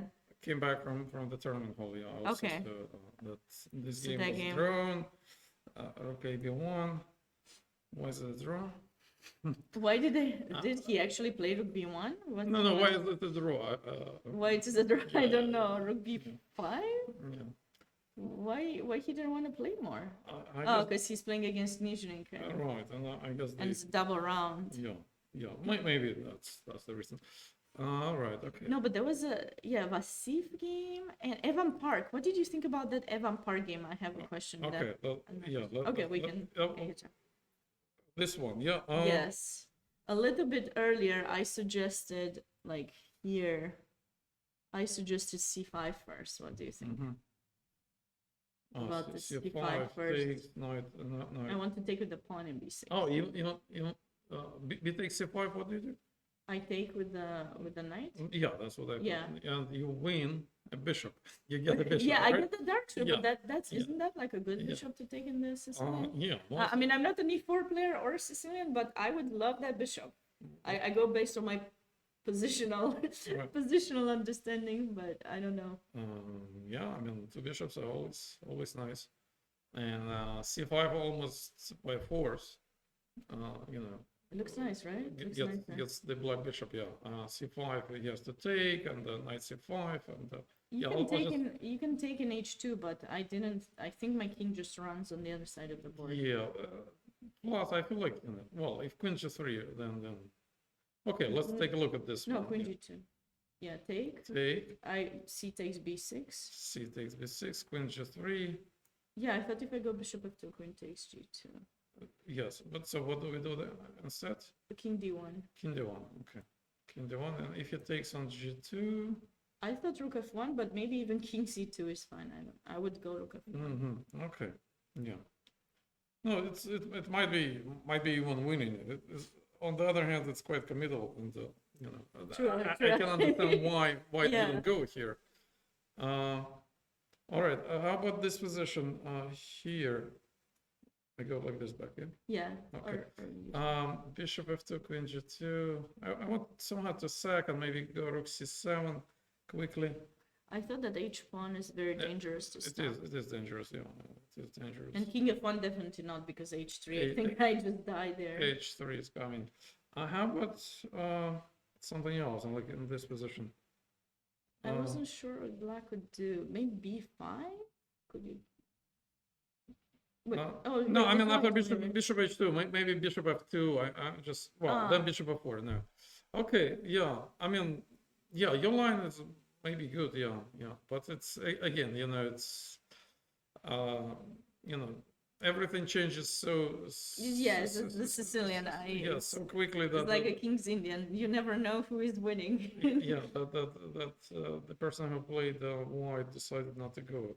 Yeah, because I didn't like that after knight takes b6, rook d8. I didn't see how to stop the capture, and I don't know if white opens up enough. And that's what happened. That's yeah. what happened, Knight yes, b6, rook d8, and can I ever play h3? I know h3 looks anti-positional, but it's a pawn. You know what I mean? Like if I have to sacrifice on true, h2, I right. mean I better have an extra pawn on h3, right? I mean, I agree. I don't know. Do you care about the g3 square at all? I mean, kind of, but again, if he takes on h2, he still has the square, right? Right. Maybe one day we're gonna trade queens, and then I'll remind you of that extra pawn on h2. Yeah. True. Of course, I'm giving you the dark squares, but the position is so original, so kind of. So after bishop g3, you want to go king d1 or king f1? I mean, I can do either one actually. Now I don't even have to go to d1. I can put my king on f1 if I want to. honestly, I don't know where my king is safer at this point. Because D1, maybe, yeah, I'm gonna go one day. I'm gonna go to C2, B2, Yeah. and then we'll Just connect the like- rooks. yeah. Yeah, if king on F1, it's a little bit different story. Plus, I'm a little bit nervous of the knight going to G3 one day. But no, overall, I like white here. I don't know. I mean, I would definitely think of H3 because look what we got. We kind of got the same position. Okay, maybe one extra tempo knight C4, which I actually don't know if I need it. Does he want to play knight d6 to get that bishop? He's gonna Possibly, give a pawn back. but again, look what happened. And now he played king C2, and so it's like a completely different game. Not so sure about king C2 because like now D6 is always in Yeah, there, right? I was just thinking d5, but yeah, d6. Yeah, is I mean perfect. either one, yeah, because D5, D6, I feel like you have to take with the C pawn. Yeah. But then yeah, like if I look from the black side at this position, I kind of feel happy that now white doesn't have any attack on the king side. You know, Yeah. I'm super solid. Bishop on G3 and pawn on H4 kind of stops any kind of attack on the king side. So white is only better in the center, but if we undermine this pawn here with D6, for example, or D5, and go into this position, then I don't know. I mean, even like second on D4. I mean, I haven't calculated anything, but I mean, one day or Yeah, maybe yeah. something can happen. Like Even on in this e4, there might be sacrifices. Right. Although But now the rook is hanging, so yeah, I can't. yeah, okay. Well, I guess this is the position that he's thinking here. What else he can do? He could go actually knight takes e. Then G2, unfortunately, it's not hanging right after Yeah, bishop bishop G3. d3. How about bishop F4? Takes, queen D3. F5. I feel like black has a very strong position, Lots of pawns. but down the piece, right? And there might be a But little wait, problem. doesn't he have? No, he only has 2 pawns. That might not be. Can we do something like A5? I don't know why, but I'd like to destroy this knight from C4. Oh, by the way, maybe not such a bad idea. Let's just check it. Knight Knight A4 and maybe now D6 or D6. something. But they can take him d6. Yeah, you can take and even play C6. So yeah. So well, we have lots of good ideas, but What about knight e5? Like, let's not get so aggressive. just Is knight he really A4, gonna yeah. play knight d6? You can also take. I mean, but then I understand you at some point you will play D6. Yeah. Anything else? Like maybe knight H5. It's one of those positions where both sides have so many options, right? Actually, knight H5, knight F4 might not be as bad as well. Or by the way, we can play knight F4 immediately, right? Or bishop f4? Which one do we prefer? Maybe knight F4, so we attack G2. Knight G2 is actually an immediate threat in this position. Of course, white can always drop to F1, but that's something, and maybe that's what you should play here. But this is an achievement maybe for black, right? Because now the rooks are not connected. Somehow there is a, white pieces are a little bit kind of disconnected. At least I have this feeling. Maybe now A5 Yeah. or something, knight E4. I mean, there is lots of ideas. Yeah, I agree. Yeah. I was thinking maybe bishop f2 to try to trade and open the file, but it's. I mean, it's- as the yeah, as a follow-up idea, for right? for, Yeah, for white to try to get something, but sure. yeah, it doesn't seem very good. What I don't if like it. what if I go D5 or D6 now? You take, I take, and let's say after king D2, I might have something like. No, I mean E5 is too early. Rook D8, knight D6, queen D6. I'm just trying to get some compensation. Well, might not work, but again, when I see so many ideas, I feel like a player of on Tipov's level can Yeah. But definitely he find got something. very lucky yesterday. He against Natalia yesterday. Yeah, it was I pretty think he equal, was right? Yeah. Yeah, and But the end game was not very clear. I thought it was difficult for Black to defend, and she didn't have much time. No, He no. came here after the game, and he mentioned that he thought he was doing so badly. I was unhappy with it. But at the same time, he was gets kind of worse. holding, right? He was holding, Yeah, he was holding, and but- that's important, kind of not to get into trouble. And he was pressing on time. I mean, he always had more time, which is, of course, a It's- factor. Yeah, Yeah, it seems like especially- in this game too, he's doing similar because his position I thought was slightly worse. Yeah. Now it's not so clear. Maybe this is his style. He likes to get like Mhm. worse position. I tried to ask more questions of him yesterday, but he wasn't. He didn't share his secrets. This, I don't know. this famous Russian school, right? He wouldn't reveal Yeah. his preparation. Yeah. Yeah. All right, let's take a look at maybe Burke. Against, Yeah, this is Porter. what is going on here. This seems to be a thing. I saw Safal playing this and some other players with h6 g5. It must be a new trend Mhm. because I haven't seen it as much. Maybe you know more about it, but I like it for Black. This idea in various e4 e5 to just Mhm. I feel like White is barely hanging here, right, in this position.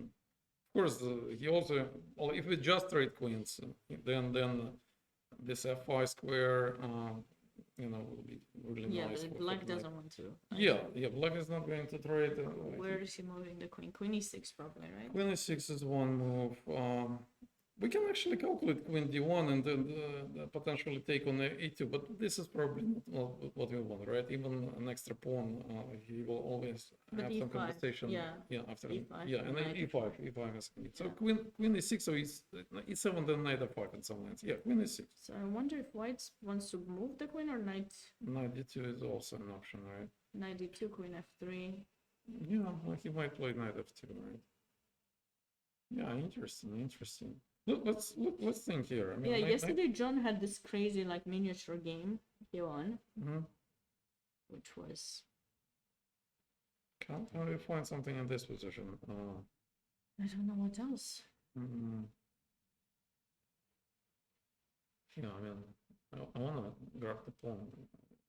Then knight of pawn. Wait, what about bishop d3? Is that oh no, then e5 will hang at the end. I mean, he possibly. might even trade everything on d3, Yeah, play yeah. king e2, and then Yeah, at some point knight f5. yeah. Then the end gets back. That's pretty much what they want in such positions. Maybe not a lot, but better. And plus e5, I think. Yeah, maybe after all, it's not that What bad. about for- queen c6 here? Queen c6, because you cannot take my pawn yet. So again, either knight d2 or maybe even queen c. Yeah, but knight d2, maybe then I go. You move the knight from e5. That's when I'm. Okay, that's So bishop that's a plus, d3 yeah. now. That's a plus. Mm, Yeah, but in such positions, knight f5 always will be annoying. I mean, maybe not here because you might sacrifice on e4. I mean, Yeah. Oh, by the way, Oh. knight f5. Another idea is knight e7, which is Yeah. The Yeah. queen in c7, in c6. Yes. Yeah. That doesn't look very safe. yeah.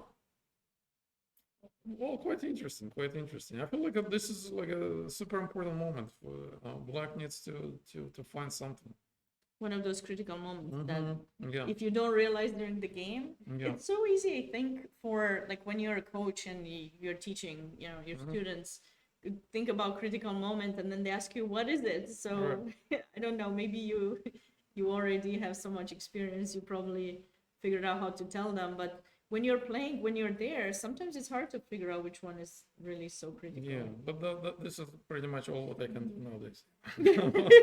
Finding critical moments. But, But it's easier when we're from your outside. You're like, here, why didn't right, you think but more? In you addition know? to that, we need to calculate like thousands of short Yeah. lines, long lines. Yeah. When you play a game, then assess the situation, and you kind of do it constantly and non-stop. And this is why chess is so hard. The more experience you have, the better understanding you have. But at the same time, you start losing this calculation skills. Right. Mm. Not just not that I cannot calculate a long line, but to kind of add everything to one picture. This is what gets harder. Probably also to maintain that high level, you still have to train for yourself on calculation and everything. And you exactly. know, as you do other things in life, you don't have that much time to dedicate to just Yeah. train your calculation skills. And, Yeah, yeah, absolutely. I mean, you can be a genius at positional chess, and then at the same time, if you miss some short tactics, right. you play a brilliant game, and then on move 38, Yeah, you just miss them. you miss tactic something, and- Yeah, everything it's that over. you were working for, Right. for like almost 4 hours, Yeah. goes, Yeah. Goes away. away, yeah.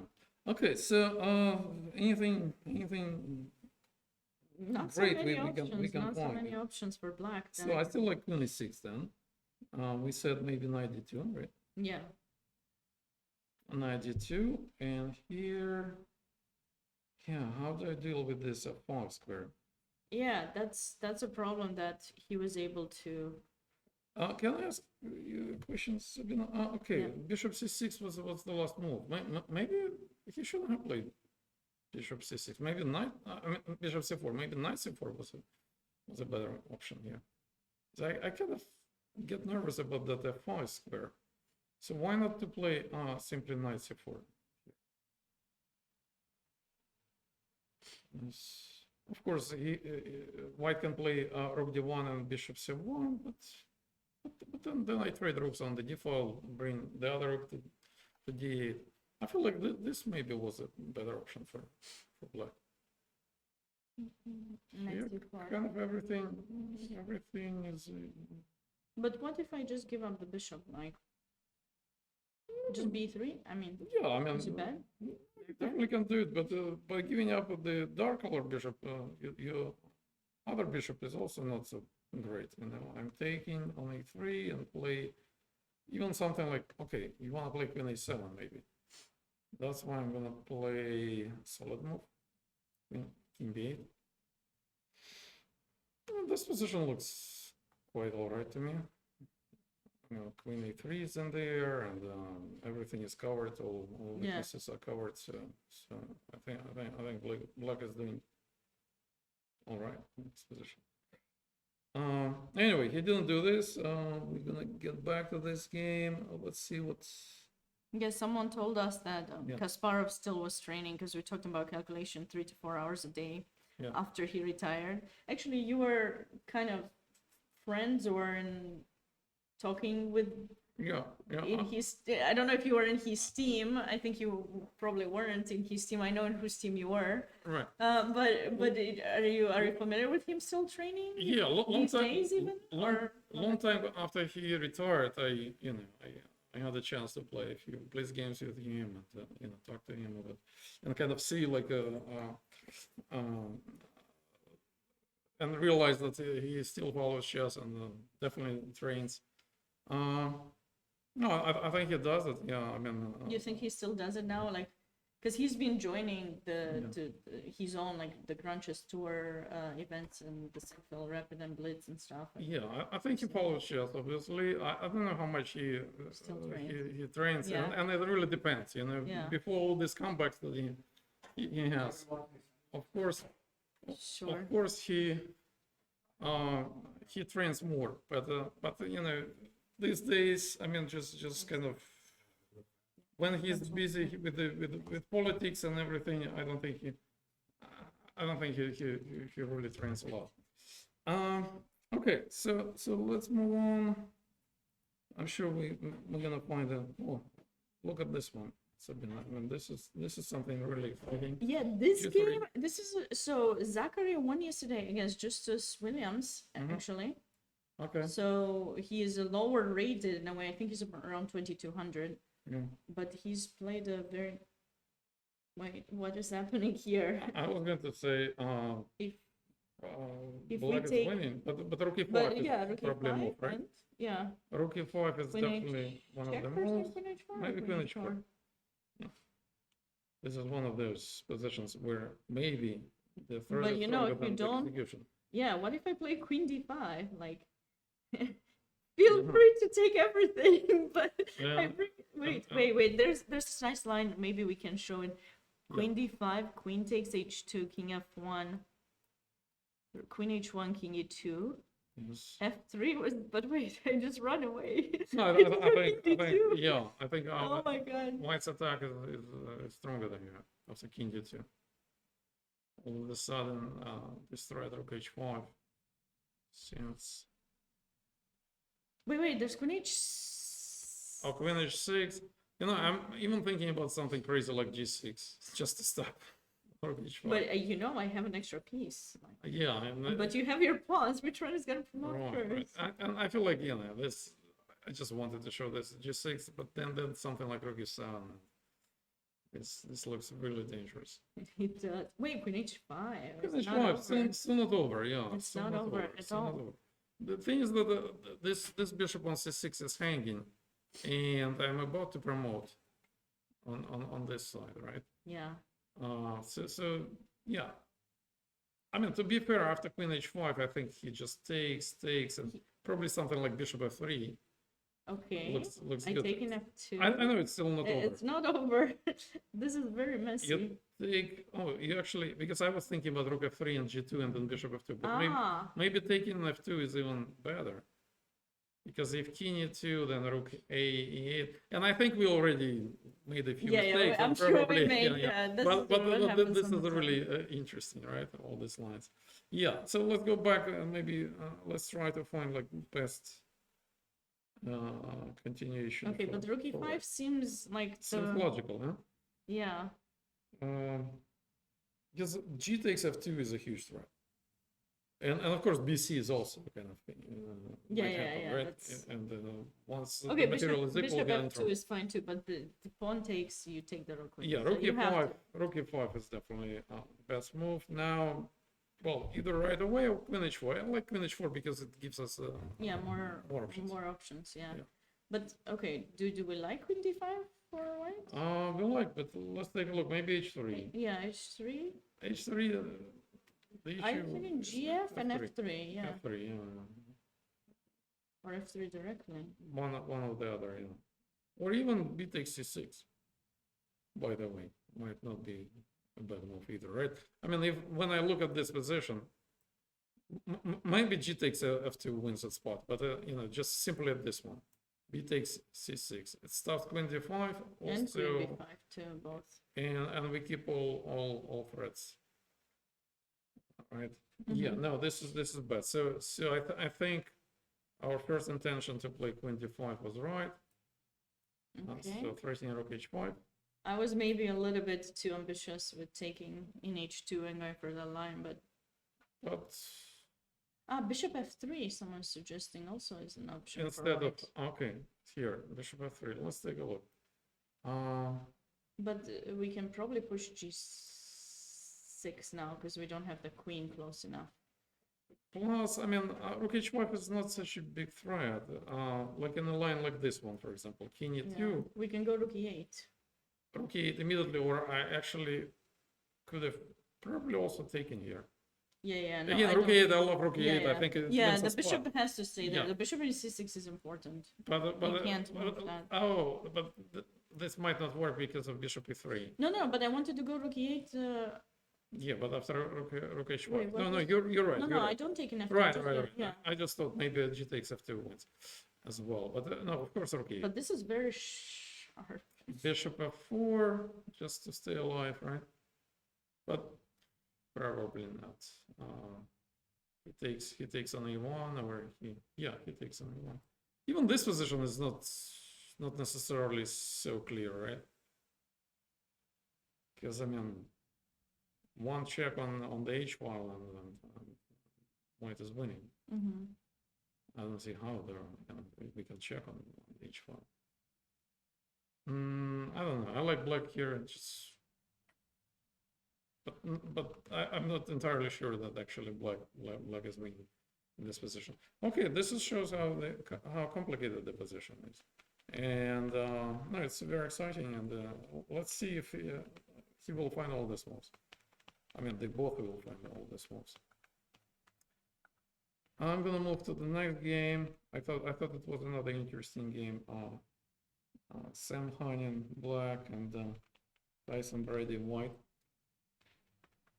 And I was following games of Sam in this tournament. You mentioned the game that you played Yeah, yesterday, yeah. and most of his games in this tournament are quite interesting. Yeah, but it seems that in this one, Black is going to prevail because right now he has 2 extra pawns, Mm-hmm. and I mean, yeah, I think it's hard to imagine that White can survive this in this position. Because the problem here, if I take on a6, then Black will give 2 checks. Let's try to see what might happen. Yeah, earlier I thought it was kind of clear. Here, king g1, and so where's the win? I mean, I see some ideas, but in the position like this one, you better find something first. Maybe knight e5 will win. Simply knight e5, right? If you do something like rook g2 and h3 is not fast enough, or And then rook f2 rook f2. and f2. Yeah. This might be winning as well. I just don't see how I Yeah, but then I'm the going rook to- is trapped there. Maybe not.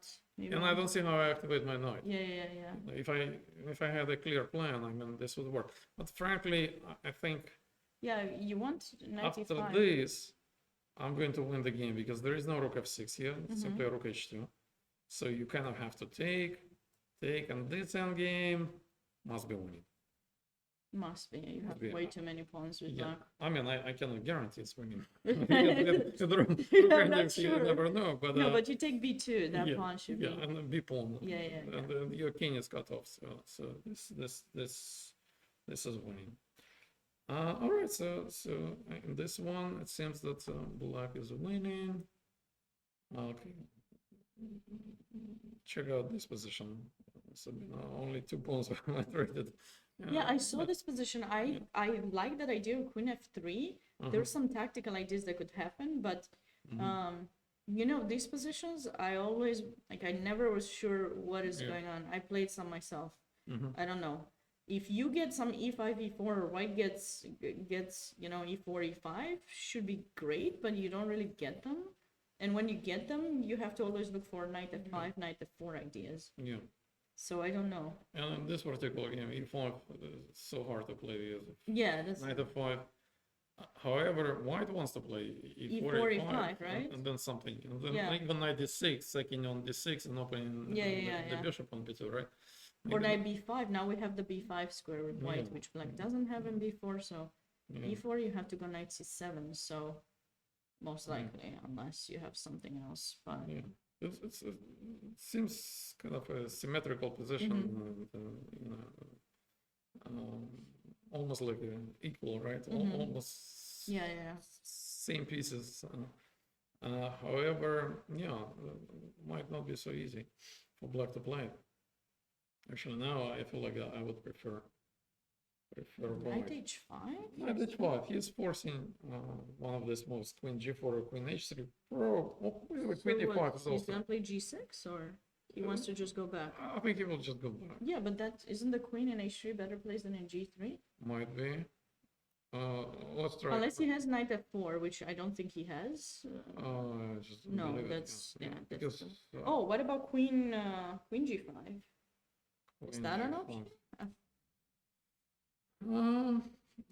This I know. queen it on doesn't- g5, yeah, know. looks a little bit shaky, right? Queen Especially h6. after this, but queen h6. Yeah. Very original. I tried. Maybe even g4. I mean, well, I know it's crazy, but I mean, I might think of this move, right? Why not? Because it's forced. Let me play it. Sure. And can I be also original and play? I still want to play this knight f4. I mean, I'm just looking for it. Or wait. watching. Knight takes c3. Can I play knight takes c3? e3. Yeah, Uh, I know. I mean, you might, you might. I'm very aggressive, so I But don't know. all right, okay. Good news for me that maybe I can Trade trade okay. everything and then and take an h5. end up with. But your knight. Yeah. Okay. How Okay, I do it? let's How do- about knight e3, Bishop bishop e3, rook c8? I kind of want Oh to no. simplify. I take know. with the Queen? No, you don't No, with take the it rook. like No, no, no, no. I thought I take with the bishop, but then I get mated, so I cannot do that. I'm just looking for like a easy way to get out of this complications. So if rook d1 here, actually this is a move, rook d1, but then rook d1, bishop e3, gh. Well, I'm still up a piece, and it kind of makes me a little bit more confident. And if you take with the bishop, then rook c8, and g takes h5, something like But that. your knight is still. No, it's complicated, but I mean, a piece is a piece. So what do you play? Okay, I play bishop e3. I don't see another. Bishop e3. Wait. Yeah. No, No, no, you no. didn't have some other move, I right? had, Like I rook had d1. queen f. Rook d1. Yeah, rook d1. But you might take with the knight, and then I don't know. Maybe. Although I don't know, it's Bishop this f2, x-ray rook c1 is hanging like bishop f2 at some point. It can be. I just feel like more black pieces are hanging than. I agree. The knight to And I h5 is- already got I one. try. Okay, let's say bishop e3. Let's Bishop see. e3, rook Okay, rook c8, c8. I have to take with the rook. with I the got no rook, choice. and I want to take this here. I know, like, you know, I have a nice pawn structure and beautiful bishops, but so are my bishops. Yeah, I don't have. I was too aggressive. See, that's why I don't play well aggressive chess. How about queen f4 here? I played because they're not my pieces, but queen g2. Queen g2 is nice, yeah, it's nice. So does it win? Maybe, right? Because I will There's take. a little mate. There's a little mate in g7. That's Right. I mean, that's a super important tempo because now I can take on e3. yeah. Next that's the move is thing. going to be take and queen Yeah, f2. yeah. So I trade queens. I tried at least. Okay, no, but it's very interesting. Yeah, very interesting. On the other hand, I didn't have to play g4. I could have. Okay, played. but I didn't have to take an e3 either. I was too aggressive.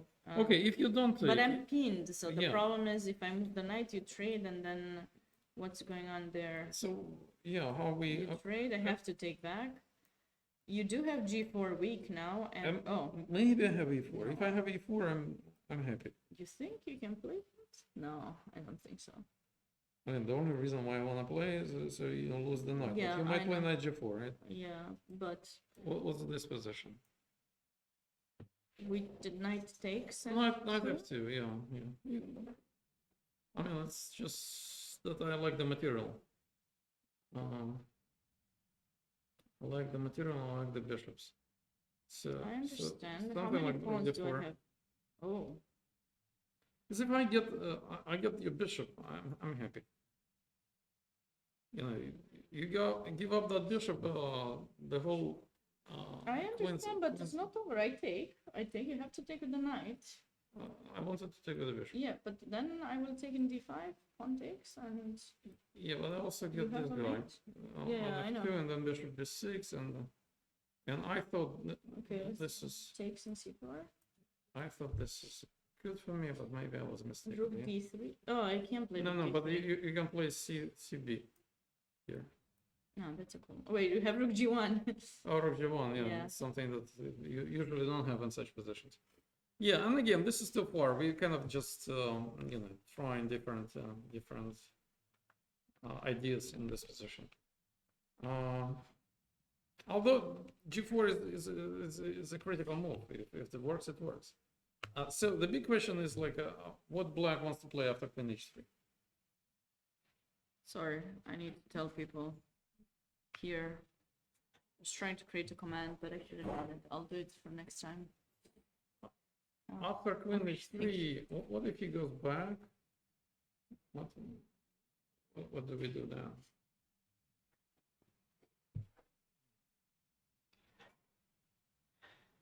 e4, then we want to prepare e4, knight knight f4, f4. maybe, right? And Queen h.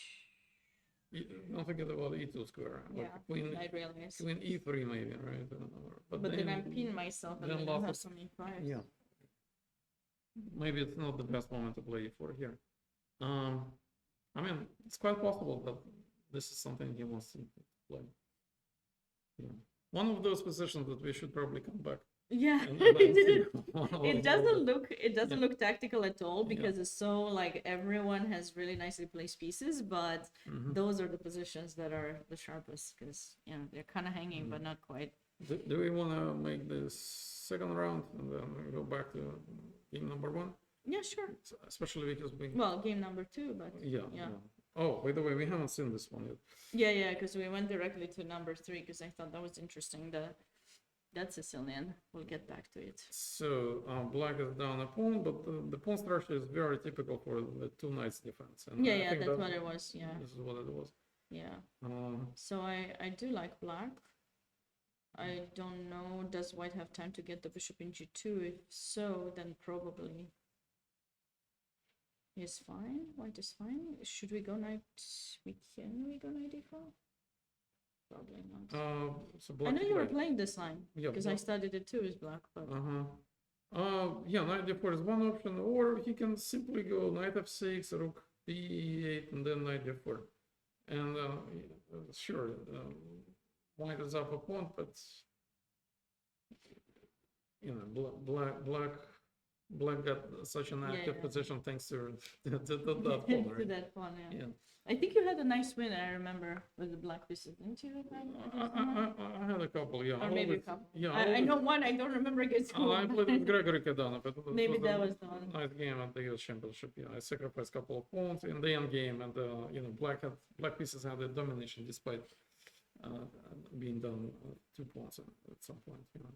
Yeah, you brought your knight back into play. I remember in c6, and then My knight was on d3, and he had a lot of double pawns, which I later started collected, collecting. and then ended up in the winning position.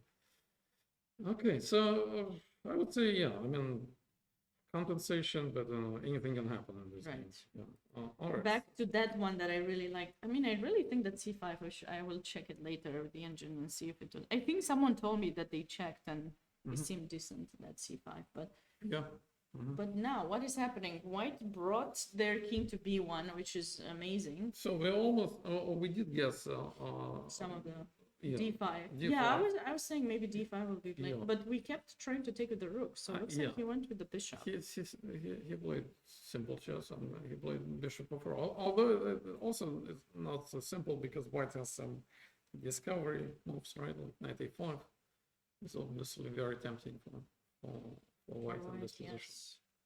Someone is asking you if what's your favorite opening? Is it the Ruy Lopez?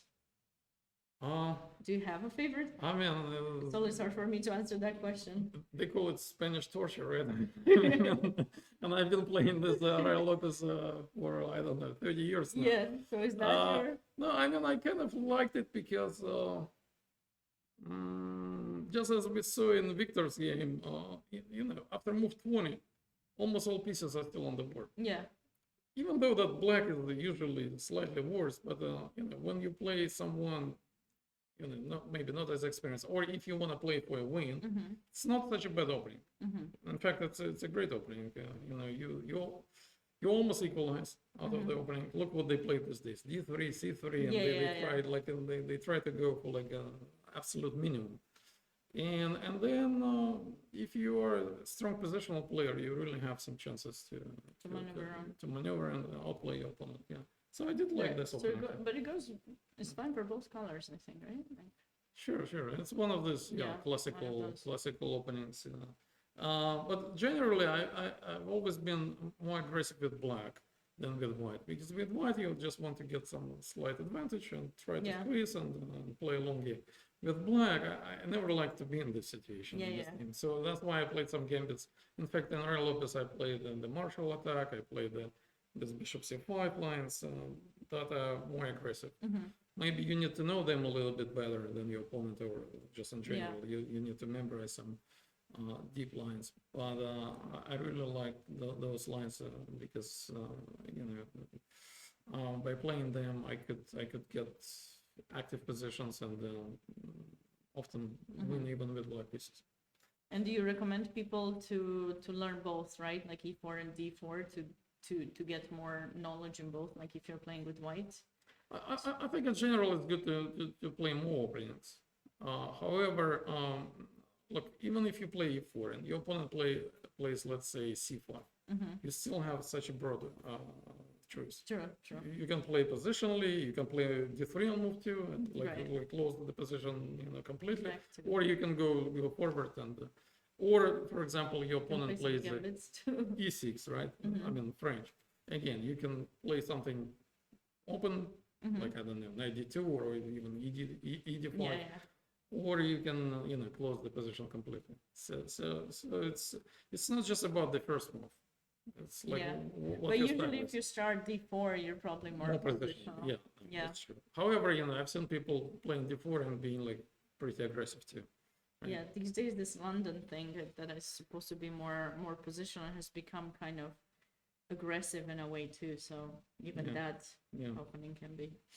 But back to this. Yeah. So what do we do here? Knight a5 still seems like number one choice to me. Right. Anything else? I think it's not okay. Queen c3. He did play queen c3. Okay, so just wanted to be away from that. Yeah. King. Yeah. Mm-hmm. So he's waiting to see how. But okay, so now if black plans to take in e3, does he want to take with the knight and get into that endgame? But He cannot take with knight because yeah, he will dropped lose. the He knight, will yeah. drop the knight. At the Yeah, end. yeah, but queen e3, yeah, well, this is the first line, so we need to take a look at it. Now black can play something like queen f4, queen g3, although queen g3 is a bit risky, but might not be so bad, right? My only concern in this position is the bishop on b7, so potentially if we trade queens in this position, black might be worse because of that bishop. Yeah, yeah. So he wants to try to find a way to attack white's king, and b1 is way too weak. But I don't know. So it would be nice for black. Well, we cannot play knight Knight e5 F- because we yeah. lose h4. I don't know. He might not try it immediately. He might try to keep tension on the board. Is a5 an option here at all? Because I always want to play a4, I know. obviously. Because now if knight a5, then we take everything but b7 is hanging, right? Always No, need. but wait. Yeah. I thought at the end we had some rook b8, but maybe the knight escapes. No big deal. I didn't go with that deep, but maybe, yeah.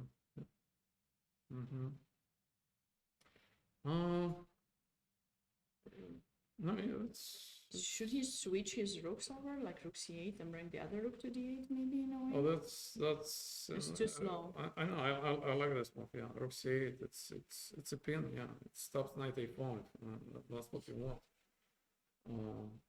This seems like a good idea to me. And if you take on if white takes, we can even take with the queen. No, rook c8 Yeah. is an excellent move. That's why I'm not so sure about queen c3, honestly. But yeah, rook c8, I would say a grandmaster move. Because that, Okay. you know, If I would play like this in my own games, that would be great, but, yeah. I mean, look, the rook is already on the open file, right? And you move it to another open. yeah, file. So to get the other one. it's to like be- a kind of breaking the rules, and that's why playing such moves are always hard.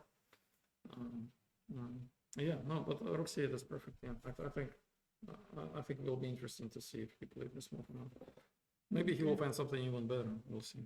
Let's go back to this game. Yeah, so Oh, something has okay. happened here. Let's see what happened. Did we guess anything?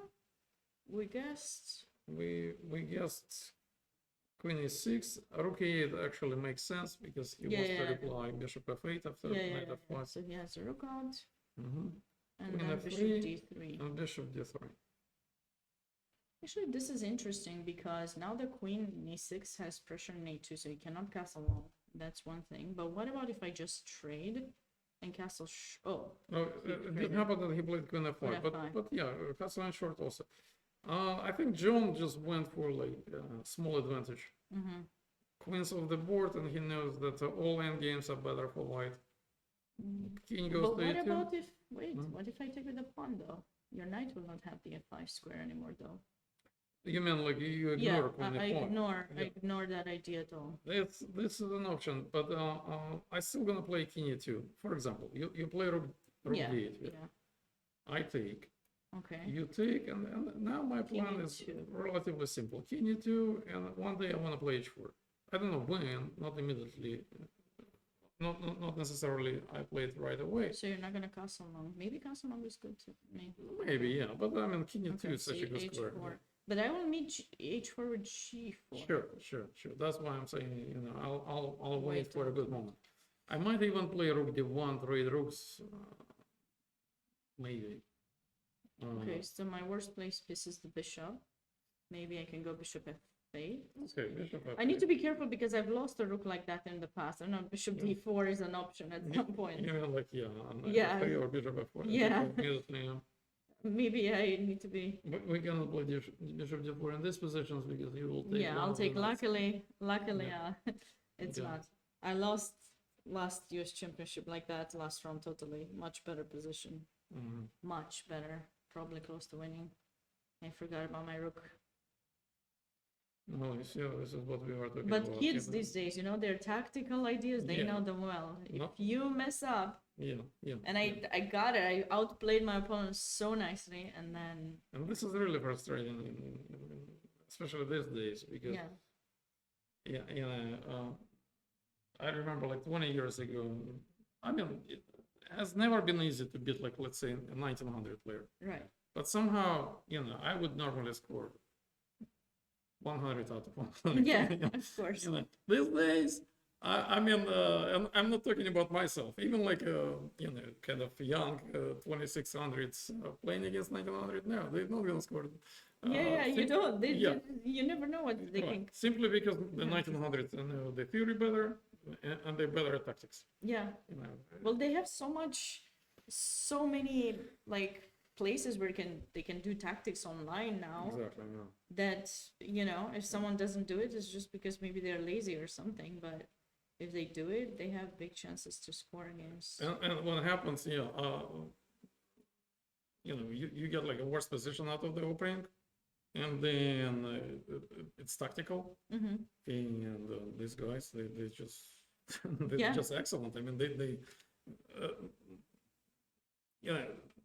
like traditionally, grandmasters are better in the end games and like more like positional chess, but you might not get it. Yeah, you You might not should. get it. There's an author. I have a friend who always tells me about this. Like, there's this author, keep forgetting his Hendrix, I think is his name. Mhm. He writes about that, how a lot of coaches they tell their students to study their end games, but those might never end up getting into their games. Even like for lower rated people, they might just Yeah.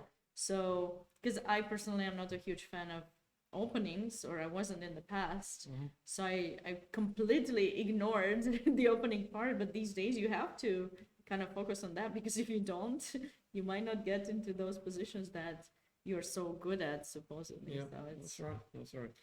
All right. Okay. So I think we agree that white is Mhm. better or slightly better, and it's going to be a long game. So, Yeah. So This will be a long John game, will yeah. try to squeeze in this game. So next one. Okay. So another crazy game. So let's see what That was happens that- here. that was our no. So he did not go for rook two? So he did go d4, which also kind of makes sense, but it's a very risky move because of exactly what happened. King f1. Now I feel like even bc and f3, it's extremely dangerous. Yeah, What do you think, what Sabina? is taking the bishop seems like the right thing to do for black. I mean, just Let's try it, right? B takes Yeah, d6. we need to take an e5 or else. With the black- rook, right? Yeah. Rook, and now after f3, I feel like black is crushing in this position. So there is no g3, queen h3 wins a spot. Yeah. And otherwise, frankly, I mean, I don't believe that white can. Okay, you So- need to wait. Wait, it's not over yet. Is it? Something like queen c2. No, but- I wanted to go bishop. Huh? Bishop g5 is. But then I take on g2, Yeah, and then king the rook g1. f2. Oh, then queen f2. Oh, Yeah. No, but course. that's why maybe queen c2, Queen or c2. bishop e3, because you need to cover f2. yeah. That's Bishop e3. essential. Bishop e3 But is- bishop e3 is still this, and now after queen g4, I don't know. I mean, looks No, I really wanted to just go king g1, not to allow it, but you probably have rook f1 and you get your other rook into play. It's probably really bad for me. Still don't see force win, but then when I see perpetual check, pretty pretty good. You know. Okay, but he probably wants to win because he's No, the of higher course, rated no, one. and of so- course, it seems like it should be winning. Like bishop e3 might be simply queen h2 in this position. Yeah, queen h2 looks much better. Yeah, this position is totally winning. Yes, if gf3, I can also include rook b8 first. I believe rook f3 must be winning as well. For example, rook f3 here. Unfortunately, there is no queen g2 because of rook Maybe h4. just rook f8? Bring the Oh, file yeah, up. that's good enough, yeah, rook f8. Winning. Okay, Okay, alright, so so- he was probably too slow with his. yeah, d4 was Yeah, he logical. took it. Yeah, yeah, he but- took the piece, and now it's just. Yeah. Okay, so again, Brady Harding, and we were Okay, able to guess. Yeah, yeah, yeah. all the Okay, moves, the actually. too far away pass pawns should Yeah. not cause black any problems to win this. So yeah. So you're good. You're Yeah. feeling good. B pawn, it's unstoppable here. I think the position would have been winning without h4 pawn. Yeah, probably. Yeah. Yeah, it was because white's king is so far away. Yeah. All right. I don't know if you want to look at it. No, this game we Oh, also yeah, looked yeah, at yeah, previously. Rook c2, what a move. I mean, but let's see what happened here. Okay, knight h5, queen e5. One of the most moves that we mentioned.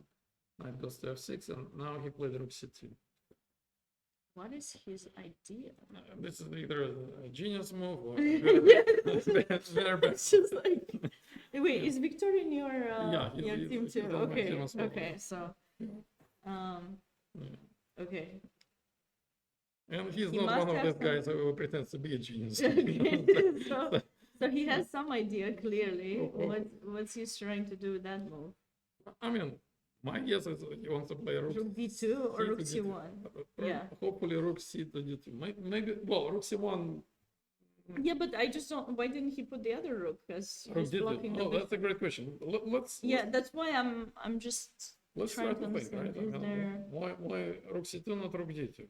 It's always interesting to kind of think about and try to solve Try to solve the mystery. Yeah. Is there some pin going Bishop on? d6 I it think wouldn't it- make a big difference. I mean, No, with rook the- d2, I still would be happy to take the bishop. Yeah. Rook d2. Any downsides of rook d2?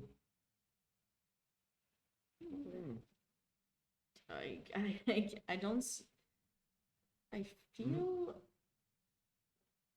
so confused right now because rook c2 just blocks the bishop. But maybe he thought it's same thing. And he just wanted to block the bishop just Yeah, to be and by annoying. the way, we got the next move, knight d7, right?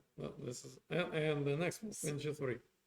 So he's pretty much getting what he wants because I assume black will play knight f6. Yeah, but black has lost 10,000 moves, and now Right. white has the rook in d2, so Right. that's gonna be I don't know great. if he has improved a lot with this knight d2. Maybe he did, right? Because some tactical ideas like e4, e5, knight d6 Mhm, might be stronger, right. right? And knight f5 in Yeah. some positions. The rook on d8 might be hanging. I mean, obviously not here, but you never know. Like for example, No, I mean, I love the rook in d2 is definitely much better placed. for example, if your opponent decides to repeat the Just same go thing, knight h5 again. no, and then he goes rook c7. Rook c7. Then Wait, we wait, go e4 and knight f5. Yeah. Yeah. No, that doesn't. Yeah. And we might have a mate there in g7. It's very Right. beautiful mate. Right. Okay. He has a threat now, I think. Knight Okay. c6 or something. Knight c6 is a threat. And by the way, I see that Sam Hannon has already won.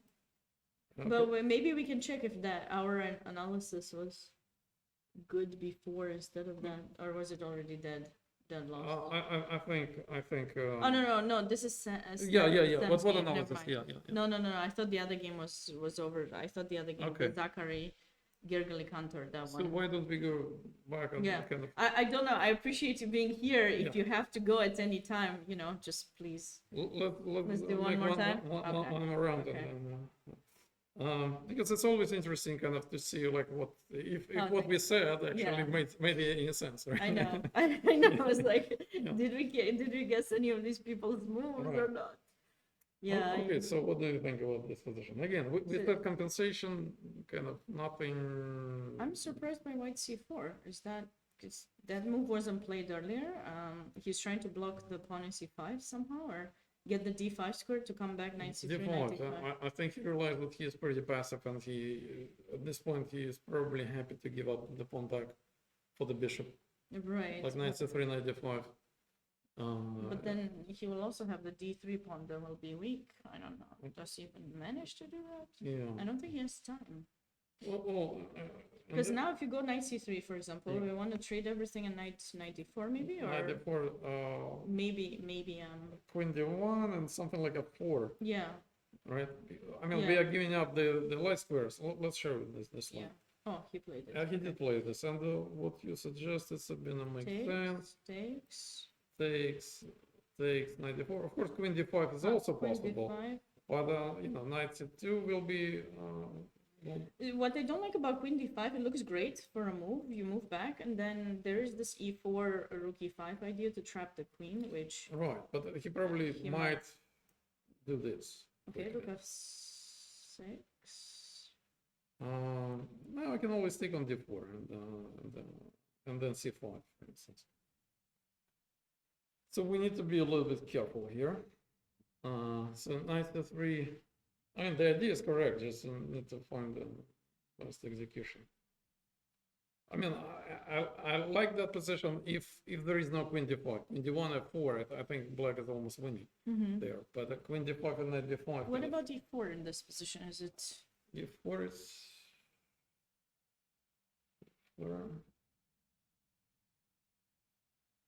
I know we want f4 in general, but I'm thinking maybe I do one of those positional sacrifices. e4. Okay, yeah, no, definitely we should look at such moves. e4, kind of opening the f file. Yeah, I mean, No, this looks interesting, but let's see the direct line. I mean, first Yeah, of all, takes. if this works. yeah, I thought it did not because I was going to make some discovery like knight takes f3, bishop takes, and knight e4. D4, sorry, was my Yeah, plan. no, your position looks extremely strong. I mean, well, that's.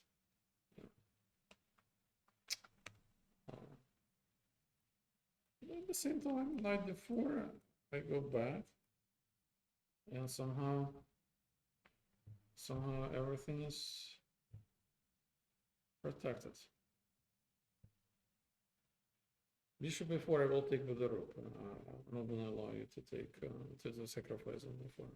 For example, bishop e4, bishop e4, rook e4. This looks okay for white. It does. Maybe we can do something better. Wait, I could have sacrificed in f3 first and then knight d4. That way Sacrifice you were pinned. So here, like- taking f3 instead of knight there, just taking f3 first. rook f3. Yeah. Well, I don't know when. Actually, rook f3. Yeah. but Now or take first. Take Take on e4. No, taking f3, bishop takes, and then rook takes, or rook takes first. Ah, and okay, f3, okay, But yeah. I don't know if it works. Not sure either, because if rook f3, I was hoping for knight g4, No, yeah, but it there is no doesn't knight g4.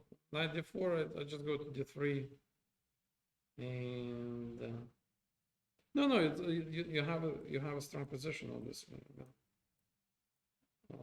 Let's say queen d3, right? Strong, but okay, queen h. But yeah, it's pieces are Queen missing. g. Always knight f6 is the Yeah. issue. But I think it's very interesting. Even something like simple as queen c6, but then I wish I right? could do a double exchange, so I've just taken e4, but if you didn't Yeah. have rook e8, maybe it worked. But Yeah. okay, you have a lot of other Yeah. moves. But again, when I see all these ideas, I feel like it's it might be interesting. After all, um, we are just commentators, Yeah, right? We are yeah, trying yeah. to find those ideas, and we don't have the time they do. So But we could try e4 and f4. I know it's too much. It's too much. Is it too much? e4, d f4. f4. I might take and go knight d5 or something. You also can play e5, which I was Or worried about. But e5 also. Well, e5 opening this diagonal, I don't know, but I think I have to open somehow the pieces for myself. But I yeah. just Yeah. No, very interesting position. Yeah, okay. Yeah, let's move on because I mean something is going to happen here. yeah. I will. Yeah. Oh, queen Yeah. is g1. What? How did the queen get there? Oh, I see. Why Knight did- g4 was played. I get it. And why did he have to go to g1? I mean, he's. I'm just confused about the move. Because yeah, I mean, first of all, why he never played knight a5 or something. Yeah, I feel that. He just. I think he lost track of Yeah, how much time he had. He probably just thought he has much more than he did. The position is open, so. yeah. I think black is taking over here because after queen g1, I mean, I can now. Why he put the queen there? Couldn't he go in c3 or what's exactly the? Because a knight f2, but knight f2. Maybe he was afraid of bishop before e queen c3 and rook d4. Like a straightforward line. I mean. Okay, that's. Still, I'm not so sure. I feel like. But I can move the king now. I don't Yeah, I like- feel like I would rather play this position than. Yeah, the than queen in that one. g1 is so. I did one time trap my queen in h7 one game, and I can tell you it was a nightmare. For example, here we are threatening rook h3. I mean, still knight f2, right? I mean, maybe just unpleasant as well. Rook don't know. g. Rook g1, yeah. I mean, what else, right? But you know, we lost such an important pawn. True, before. true. It's kind of with check. You know. Yeah, no, he definitely messed up a little bit, and now black has a wonderful position. Even something simple like 95 probably leads to. Also, we always have these ideas like e5 and bishop e4 in the air. Might not work here, but you know. Yeah, But or again, you know, some- something simple as this, or by the way, why don't we go forward like knight f2, then knight e2, right? Let's just check. And Bishop takes e4. yeah, can we bishop do it? e4, but then king a1, for instance. And now queen is still under attack. Maybe this was not the best way to proceed. But again, after a simple knight e5, I feel like I have an excellent position. Might be something even better than that, but yeah, black is doing great. Okay, John Borg. Okay, Yeah, so we all- that idea we saw it. yeah. So maybe he played it too soon, because you did mention you wanted to go h4, but you said you in some right time he might have.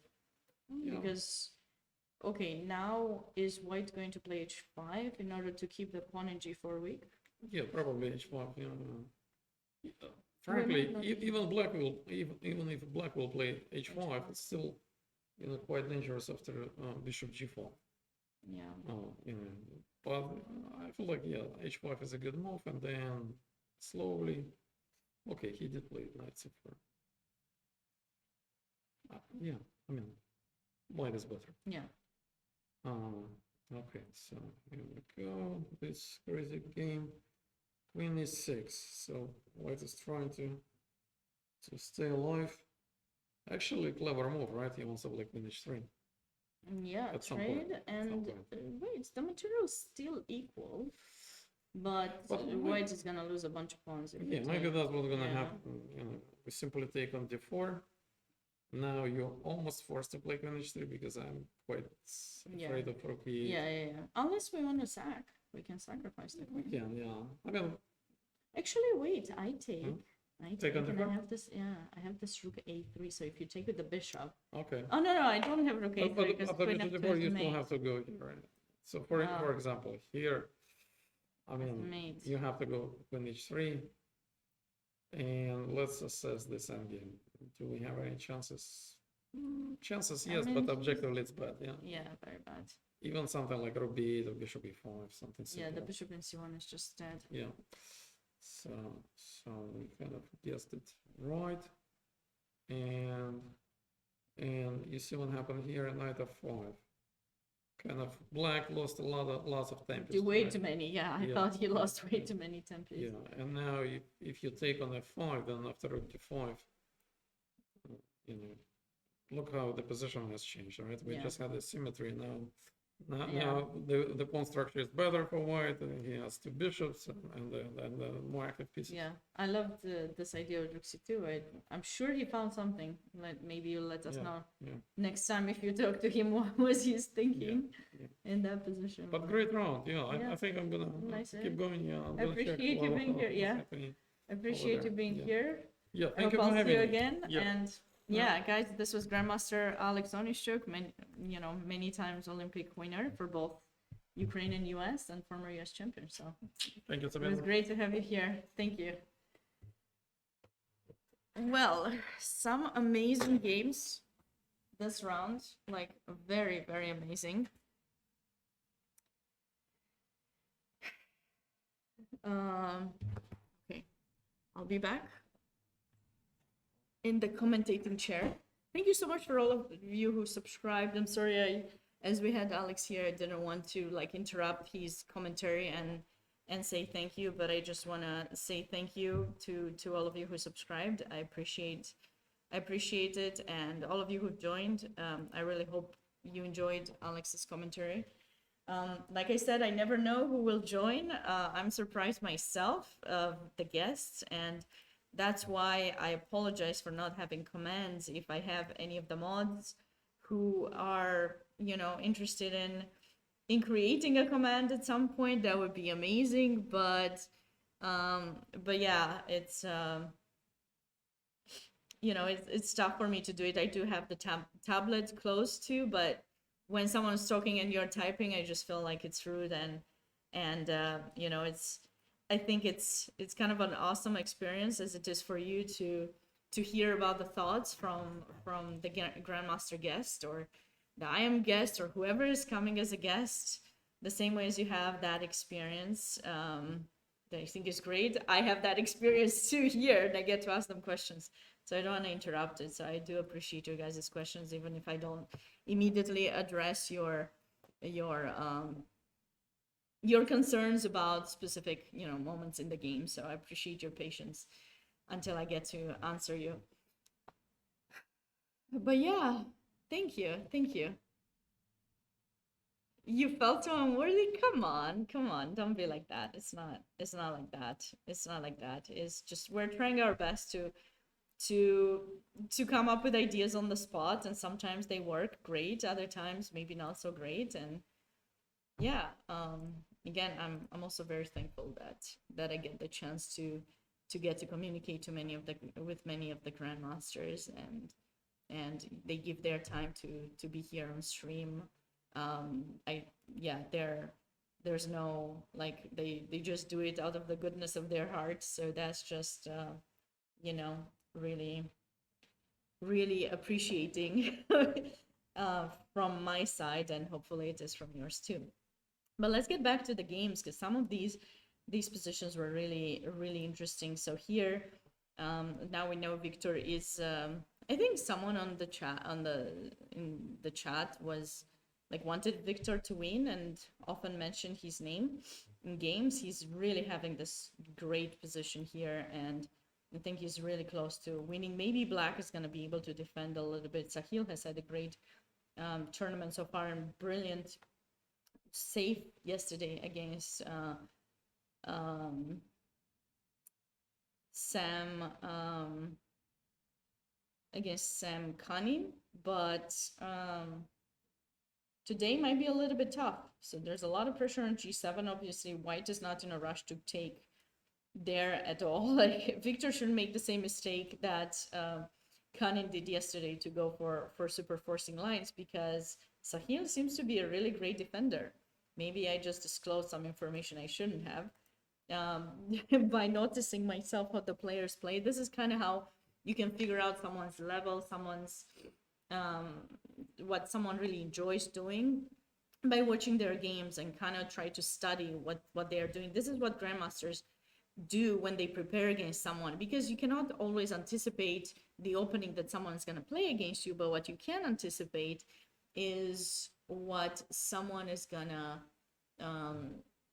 the way their mindset, so you can figure out if someone is gonna be more aggressive or more defensive, so that way you can choose a system that's gonna be against them. That's basically what stronger players tend to do. But it's harder to do at a lower level because people tend to have various weaknesses, and sometimes they can have this brilliant ideas. And yeah, but let's catch back up. Looks like that idea with e4 was played by Fastiv, but in a different way. So he first captured there, then he played knight to d4.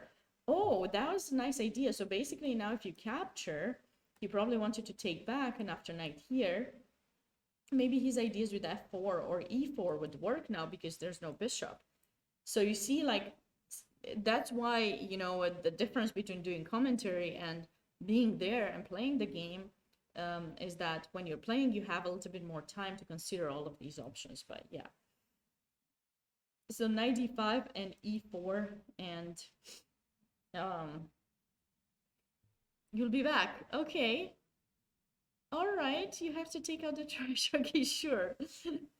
All right. And hi, Phoenix from the Fire. How are you doing? Thanks so much for being here. I appreciate all of you guys.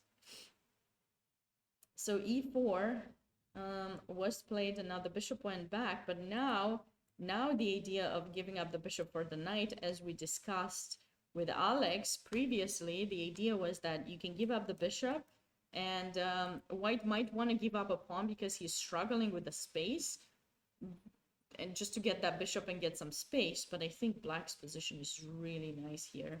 I don't know if you should take here or go for f4, because both of those moves seem very unpleasant for white. It's not going to be easy. It's not going to be easy at all. So he might actually, oh, looks like that just that was just played. Okay.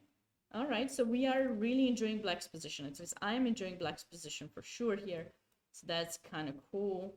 Going down to the board number 3, Evan has certainly had really a tough time here, but maybe it's not as bad as we thought. Maybe it's not as bad as we thought. I'm queen g3 going back. Maybe this is not as worrisome for white as Alex and I believed it to be. Finally, knight a5, that was a move that Alex was suggesting for quite some time for white. And then how is black gonna deal with it? Because these sacrifices here don't work. We got this b3 square control, so those don't work. White might try to get back into the game with maybe some knight e2 chasing the queen away, or bringing the queen back to e3 now that if you move the bishop. Maybe we can go queen e3 and just get back into the game.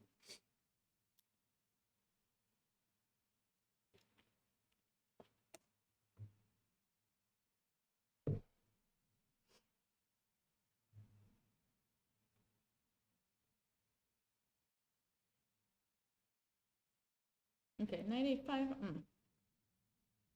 We're still waiting and see. Queen e3, knight f4. Ah, you're trying to repeat, but is black trying to go for oops.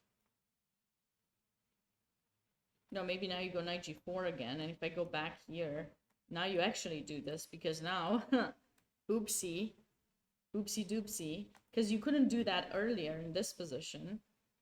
I mean, you could do it, but after knight f2, we had this move that we discussed with Alex. Some new chess idea. I don't know. So maybe knight going back. But now I think you don't have that option over here, because if you go back, I don't know. Check.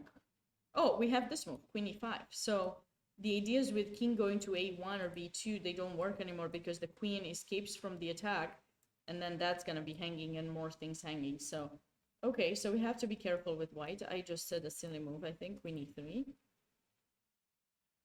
So maybe what is white planning to do to kind of keep his king a little bit safer? Because his king does not look too safe. Maybe knight going back?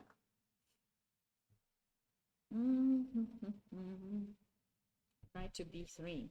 Actually, this is a very tough game for tough day for the players, and I think maybe many of them might not show up here for commentary because they do have a second game that they have to play later today. Let's stop playing the Bomb Cloud. Sounds like a good idea, Push On Baby. Sounds like a great idea. Stop playing the Bomb Cloud.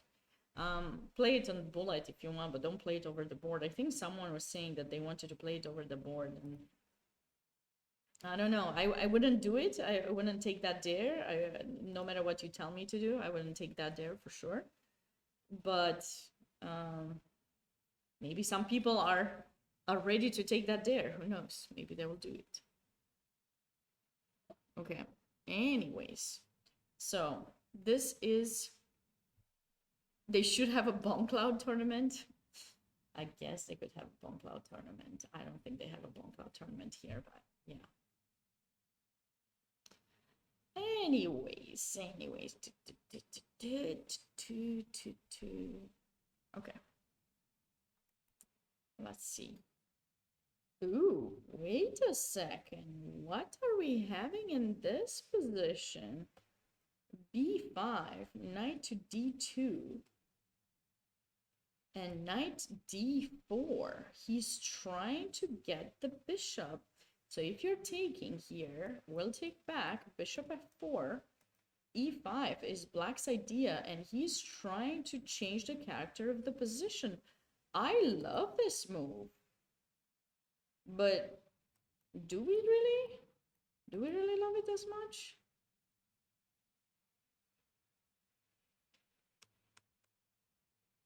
If white can give up this bishop, what about if I go like here? In some Lichess tourney, Bomb Cloud ever came. Not sure if it was Blitz or Bullet. Well, Magnus can afford to do that. I think the rest of us humans, the rest of us not geniuses, the normal ones of us, cannot do that. He's just, I think he's genius. I think he's really, I think he can afford to do it. I don't know about us, guys. You agree? Okay. So bishop g5, and yeah. So I just wanted to say, stay close because you never know if there might be another grandmaster joining. But yeah. Anyways, so knight d4 was played, but if we played this interesting move, I think white might be doing fine because he's gonna get some activity with the rook. His king might block the pass pawn. The knight is already there, so we might not even need to do that. Also have rook h4 trying to get the g pawn. I think white is doing quite fine here. I wonder if that was a mistake. There could have been a mistake. I really wanted to check this idea that Alex and I had. We didn't check it with the engine. I was just curious. So in this position, you guys may remember, instead of d4, we were considering this move. Was this any good at all? Because those were really sharp lines, and oh my goodness, did we just fail to see that that pawn is hanging? Now I see it. We failed to see that this was a move. Oh wow, because our line would have been good. Our line would have been great for white here. Yeah, this would have been great because white would have some ideas. I cannot believe we missed queen takes. Oh la la. Okay, I think it was just here. We were getting so much into this position to get some counterplay for white, but this position already looks really bad. Okay. So, okay, he did go for the idea that Alex suggested, but black's pawns are just too menacing, way too menacing. So,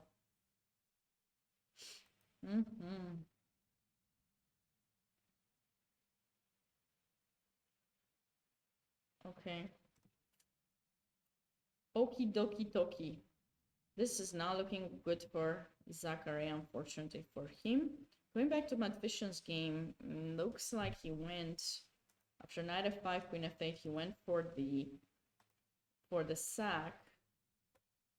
And how good was this decision? Was that necessary? Because we talked about the fact that you have to be careful. Sahil has been doing a really good job at defending. So I think that you have to be mindful with white to play forcing moves. Obviously, this is another idea that you have to consider. Maybe he did consider it. But what do you do now? Is that actually a threat? Because we got some pressure.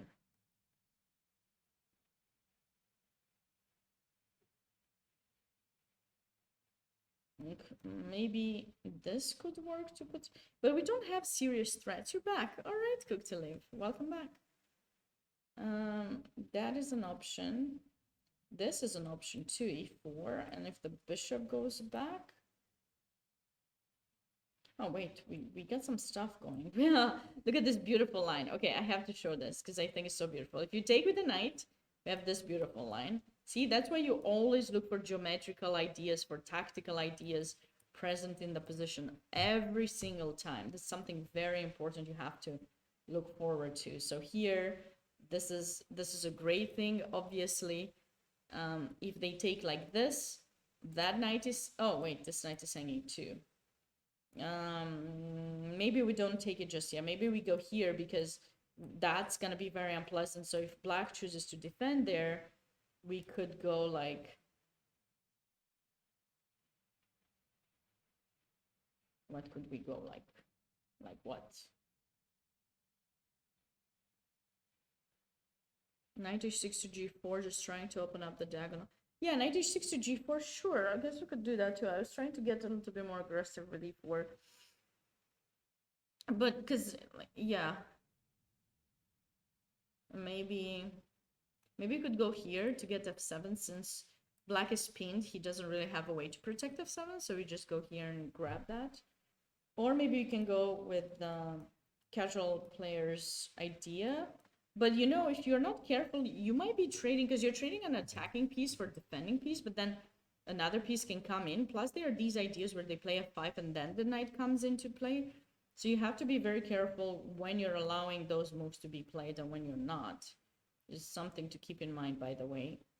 Something that you have to be cautious about. So maybe not that. So knight h6 there.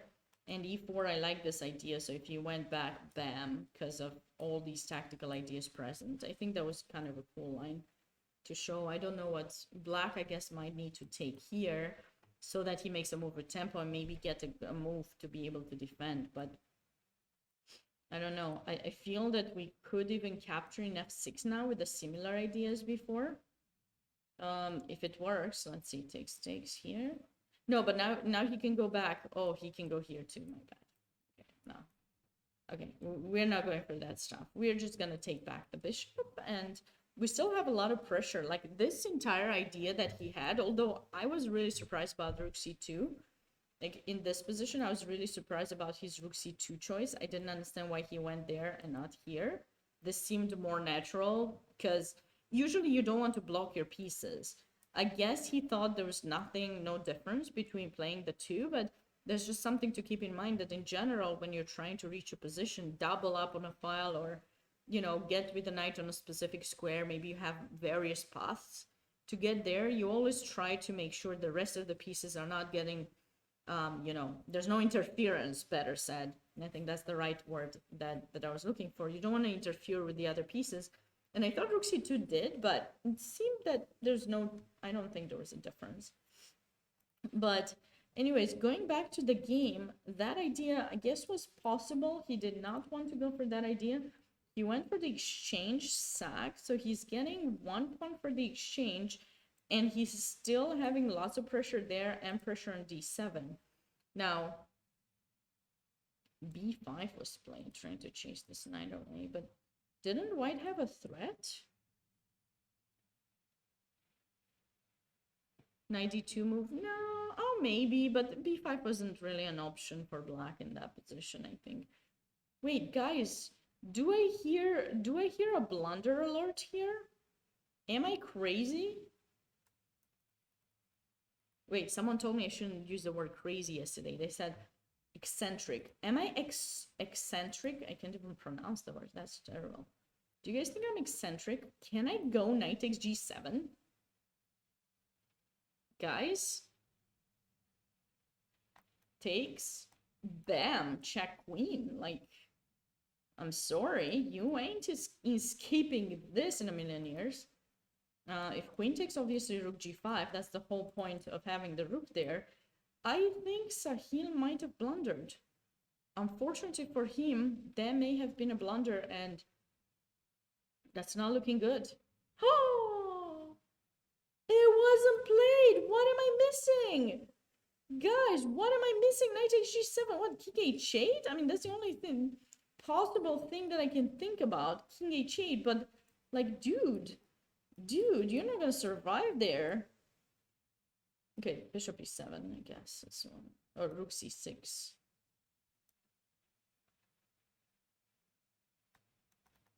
Or bishop e7.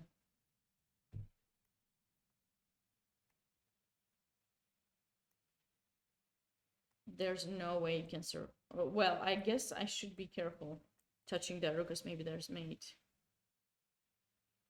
No, so I said, am I crazy one last night, and someone told me I shouldn't call myself crazy. Careful about the back rank, indeed, yes. But I want to mate you there, so okay, I won't touch. I won't touch that. Knight takes g7, I think, was winning on the spot. Instead, he played here, but now he's given black some defensive options, and he still does need to be very careful about the back rank. He's not gonna be happy about being dismissed. No, about this miss.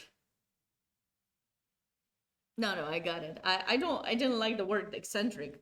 And when I use crazy, I don't mean like crazy. I just mean it in some kind of way that I don't know how to describe. Clearly. Okay, well,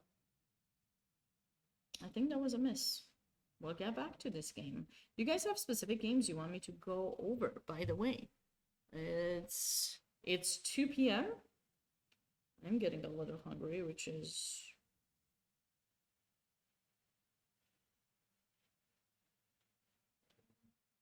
not very good. Not very good. I should have had more food in the morning. I'll have some once the games are over. But yeah, this is quite anyways, okay, we'll have to wait and see how the games will proceed here. Oh, Josiah's got an extra pawn. I think he's on his way. Is he on his way, or is this gonna be a draw? Because black is quite active. The bishop stops that pawn. This is the good corner bishop, though. Are we liking white? We are liking white. Are we thinking white can win in this position?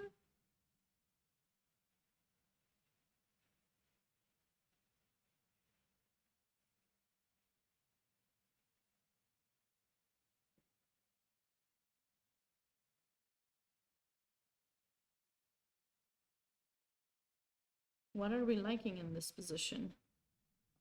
Whom are we liking? Kent? No, that doesn't work.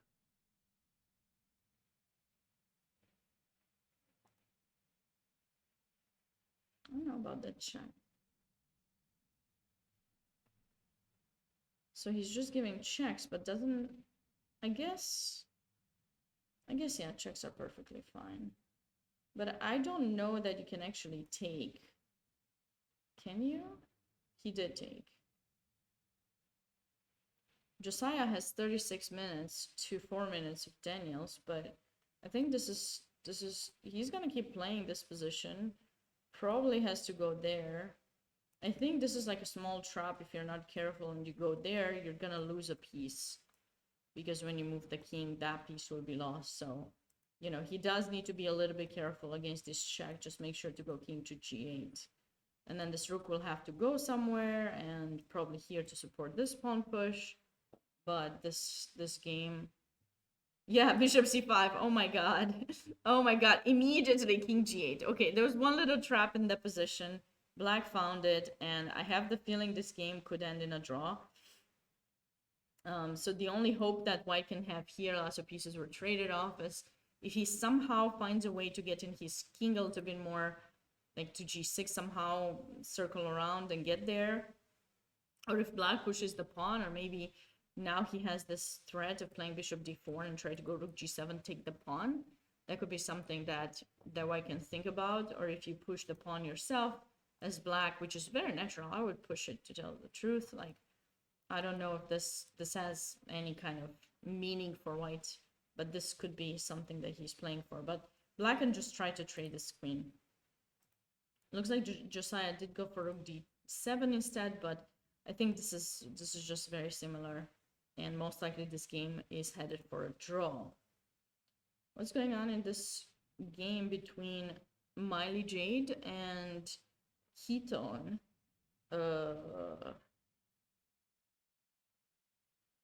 Why can't black take the knight?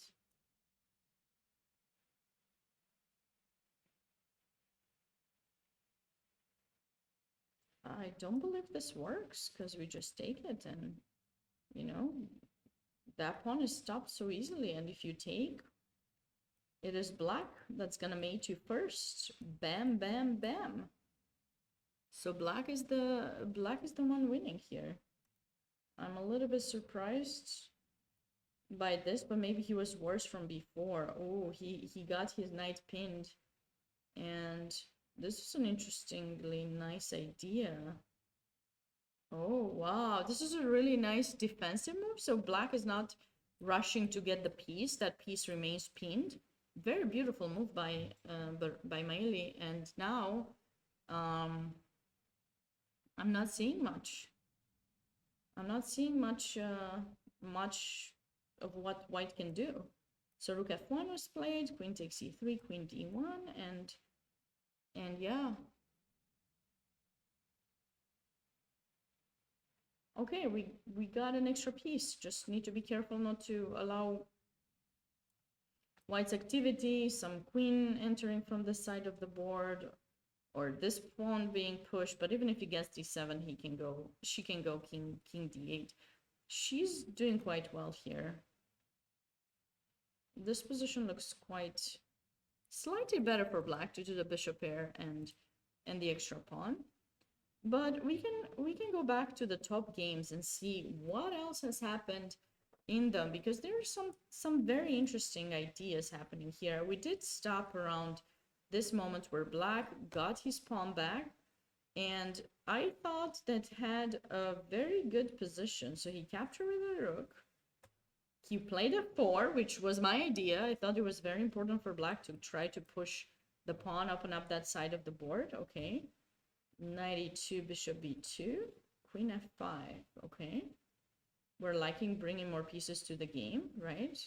Why not queen g4 to, I guess it's the same thing. Yeah, queen f5.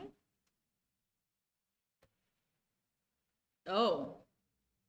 So the queen did get to g4, but then the pawn is gone. So what's the difference? Was there a difference?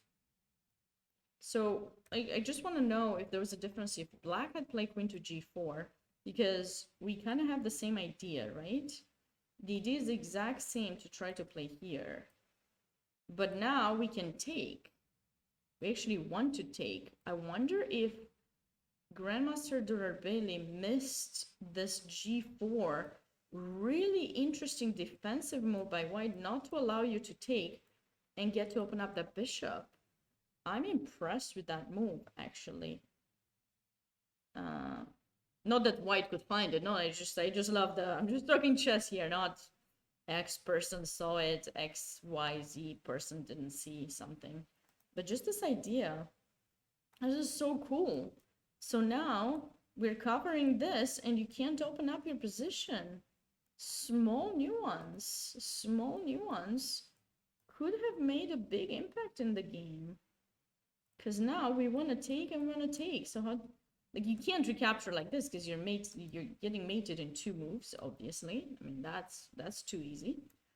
And if you take like this, I was under the impression that a potential sacrifice could work, but of course, these days, because they are not my pieces, you would hear me sacrifice right and left, but, you know. Takes. We got something going on there. This may work. I'm not seeing an easy way for white to save himself. Let's go here.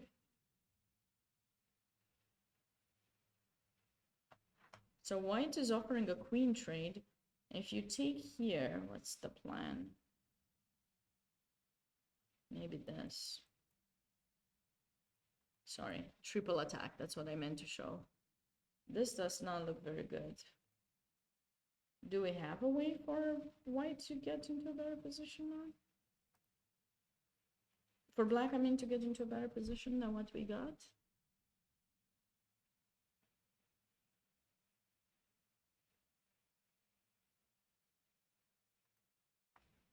I love this defensive idea. G-pawn gone. Wow. This is so brilliant. With the pawn there, black's bishop gets opened. The file gets opened. It's just so nice. It would, wow.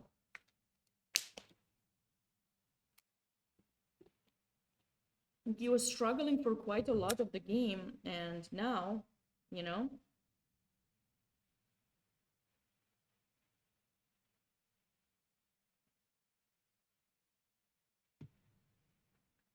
And now he might be able to kind of save the position a little bit.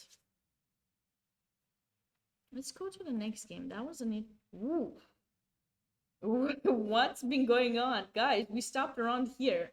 We knew that white king was weak, but how did we get from this position to the position I just showed?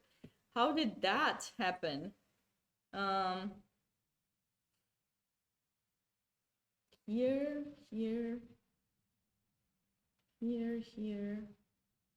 So he sacked the bishop. Okay, I anticipated that. And he took in a3. But I thought black after he, sorry, white after he played here, I thought he wanted to go back. So he wanted to take the pawn. I would not have taken that pawn if I were white.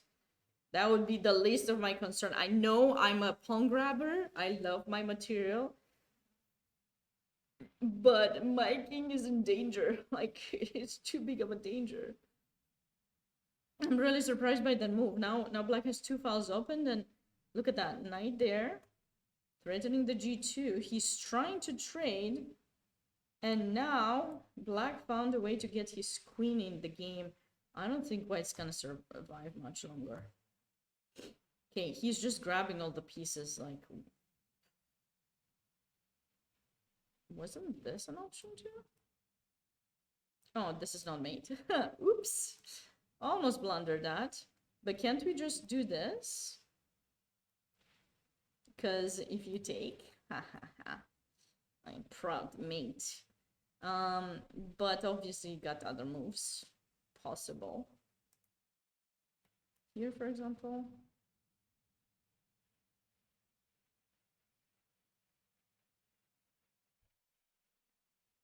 Help me out.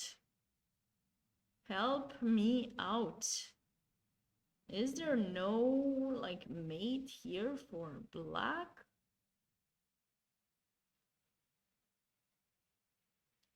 Can anyone see anything? Did I just allow the king to escape? Like, he's just marching. Okay, fine. I thought it was a cool idea. So let's see it again. Check. He just marches. He doesn't care. He is not caring. I can't even take the piece. Okay, this does not look good. Let's follow his path. Because his path is probably, yeah. There's no need to rush doing things here for sure. Yeah, knight takes g2. No, this is just brilliant. This is just brilliant because there's mate. There's mate here and there might be mate there somehow, and yeah, white cannot escape. Like, you never want such an open king. Like, this is totally opened. Okay, so Mikhail may be winning his game here. It looks totally crushing. Oh, in my line you wanted to go knight takes g2. Yeah, I just think this king just goes away, and I think he goes here, and then maybe I have one more check, and then he's gonna take this knight too, or maybe now he can even...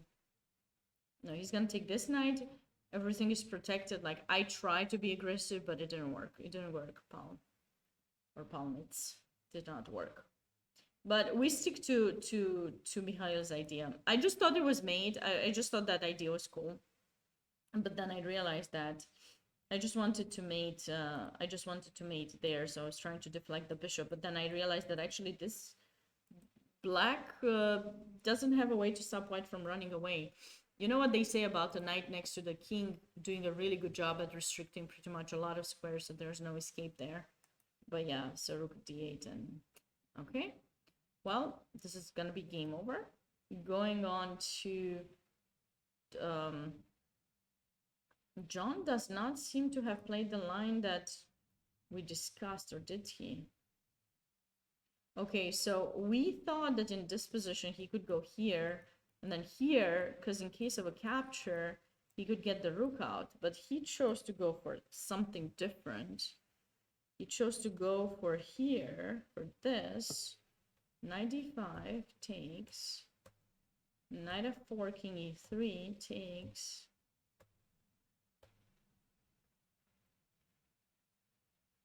So, okay, these moves, I wrote them like pretty fast.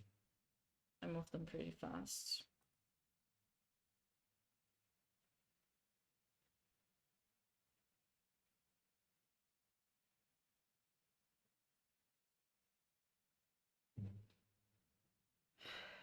King e3, bishop takes e5, rook knight e4.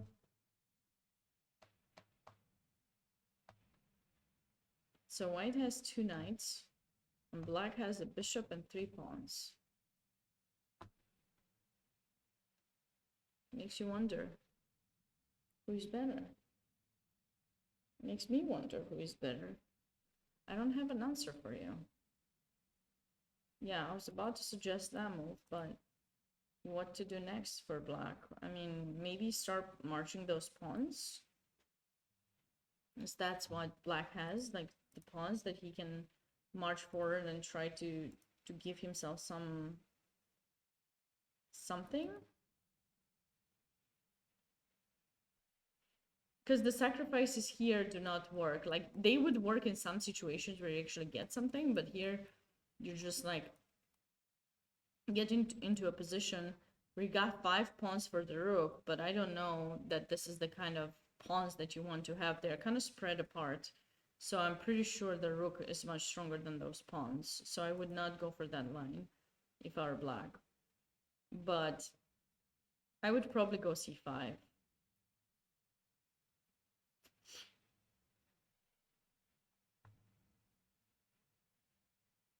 This seems like a nice idea for black to give himself a little bit extra space. Oh, he played it. He played c5. Yeah, I mean, it seems like... Hi. How are you? I'm chess lover. You're a chess lover? Yeah. Great. Oh, you want me to sign your... Oh, you are a chess lover. Oh, I thought you were like, I'm a chess lover. I was like, sure. 15 Hi. minutes ago. Or Nice so. to meet you. Nice to Hi, meet thank you. you. Okay, well, you can say hi to the I know you're chat. busy, but We're just we're interested right in into games like, here. the games I actually But like. what is your actual name? Do you want me to sign Jimmy? it? Just Yeah. Jimmy with Well, two you can M's. just put your name. That's Oh, I usually or you write can personalize it. Okay. Jimmy, Jimmi. Oh, Yeah, it's like unusual, that. yeah. Okay. Good that you said. Otherwise, I would have read I would have Yeah, written your it's name fine. wrong. I've had many people write my name wrong. Gammie. Yep, thank you. Sorry, guys, busy signing a Yeah, book right yeah, now. I already had it. Oh, I thought you was telling me that you were busy. Oh, no, I was telling the chat.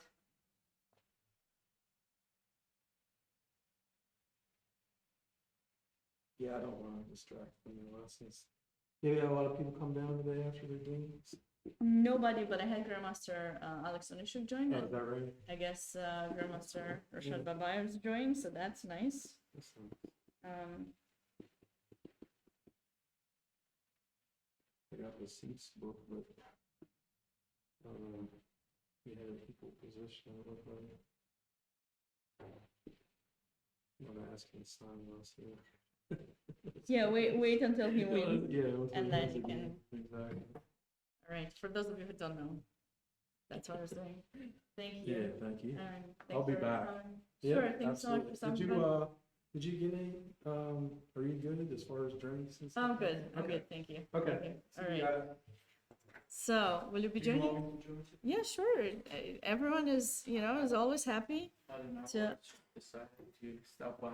Yeah, that's great. You're welcome anytime. I changed the scene, so you're welcome to join. Hopefully, all is good. And I had to. So we have Grandmaster Rashad Babayev. Hello, everyone. I think we know each other now. Yeah. Right?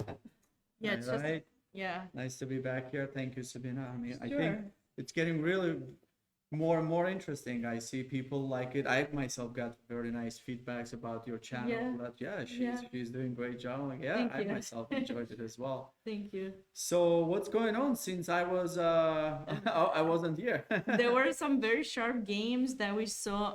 Oh, there's some results that I didn't see earlier. Oh, he Feel free to drew. choose.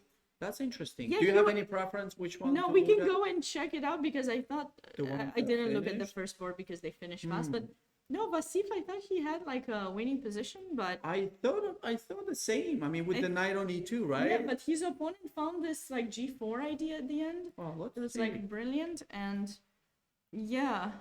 Mm-hmm. Oh, one of my people in the chat says that you look like George Clooney. Were you ever told that before? I look. Wow, that's a compliment. Thank you. Thank you. I'm a George Clooney of chess for them. Yeah. All right. Wow, look at this variation. There is a new thing, I think, after e takes d. Wait a second. There was a new line that was giving black some kind of decent game. Let me see. No, it wasn't here though.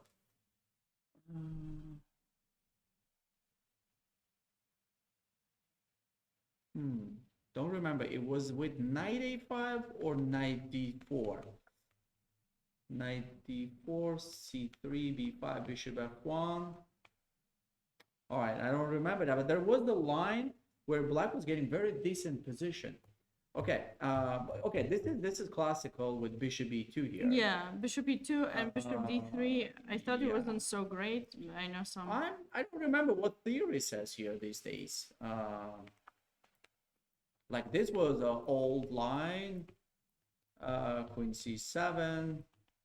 I don't know what theory says these days about this variation, to be honest. But bishop d3, okay, this is another line, knight d5. Okay, knight d5, yes. Knight f3, you need to go back, okay. Bishop d6, knight c3, castle, bishop e2. Yeah, he was probably hoping to play d3 to stop f5. Just to say that I have extra pawn, right? And if you want to prove something, I'm ready to see that. Okay, d3. You know what? This is really preference. I don't know. White is extra pawn. Yeah, everything seems under control, but black's control of the center gives them definite compensation. I don't know. I myself would probably prefer to play this with black, even though white has slight advantage.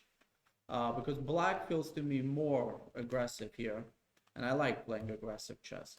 Okay, let's see what's happening. Knight f6, black wants to avoid exchanges most likely and prepare e4. c5, okay, and black is totally fine. I don't really see anything. The knight is going to d4. At some point, bishop b7. Okay, I think they equalize the game at the very least. Queen d7. Yeah, I like that idea. Wow, well, look at this move. You don't like it? No. I mean, I don't know yet, even. Because I thought he wanted to play some f4 at some F4 point. just get Yeah, queen here. Wow, that's what I thought, but it's a very fancy idea. and also get out of the idea with knight d5, because maybe there could be a trade and then knight d5, and maybe you just didn't want to be staying on. But you can also play immediate F4, right? Can't I take enough seconds? Yeah, you take on F6 and I To take with the the pawn. Or maybe you could keep this knight, bring the other knight, then you give me d4 square. Well, What if I just take an f4? I might just double my pawns, but I don't know if is it too bad. this king h1 rook g1. No, I wanted to take an f6 and then that, so that. Then, okay, But I let's say- don't know who's gonna use the file. Then maybe I don't take. Oh, if you go with I this think, yeah. order, Yeah, this order. okay, g takes f. Maybe you have some. Can I just bring the bishop down here with Ah. e1 and just move the Yeah, king then- away, something like No, that? you have oh, queen oh, I have g7. queen Yeah, yeah, oh, yeah. sorry, I'm losing missing there. this. I'm Yeah. losing an exchange, so I can't. Okay. Yeah. All right, but queen d7 is a very fancy move. Grandmaster move. Yeah. Okay. Yeah, I love that. Rook e1. Knight e8. Whoa. What is this move doing? Wow, look at this move. Knight e8. No, I think this is too fancy. You know what's the idea, I think? He wants to play f4 and trap the bishop. Ah.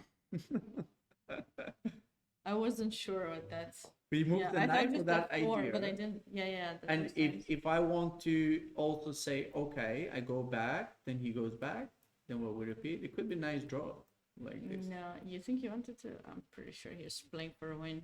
But what did he do? Okay, let's see. 98. Wait, that's what happened. No, but he didn't repeat. Oh, black didn't. No, Yeah, I'm yeah, just saying it yeah, could yeah, be yeah, kind of. Yeah, yeah, yeah. Let's Yeah, see it if he was plays just- some other grandmaster, maybe 2600, probably. Maybe yeah, they- okay. yeah. Knight f6. But otherwise, Okay. He's playing now. Knight c7. Okay, I don't like this maneuver of the knight to c7, to be honest. My first impression, maybe I'm wrong. But first impression, I don't like it. Rook e8, knight a4. Okay. Wow. yeah, I did not like this idea for white.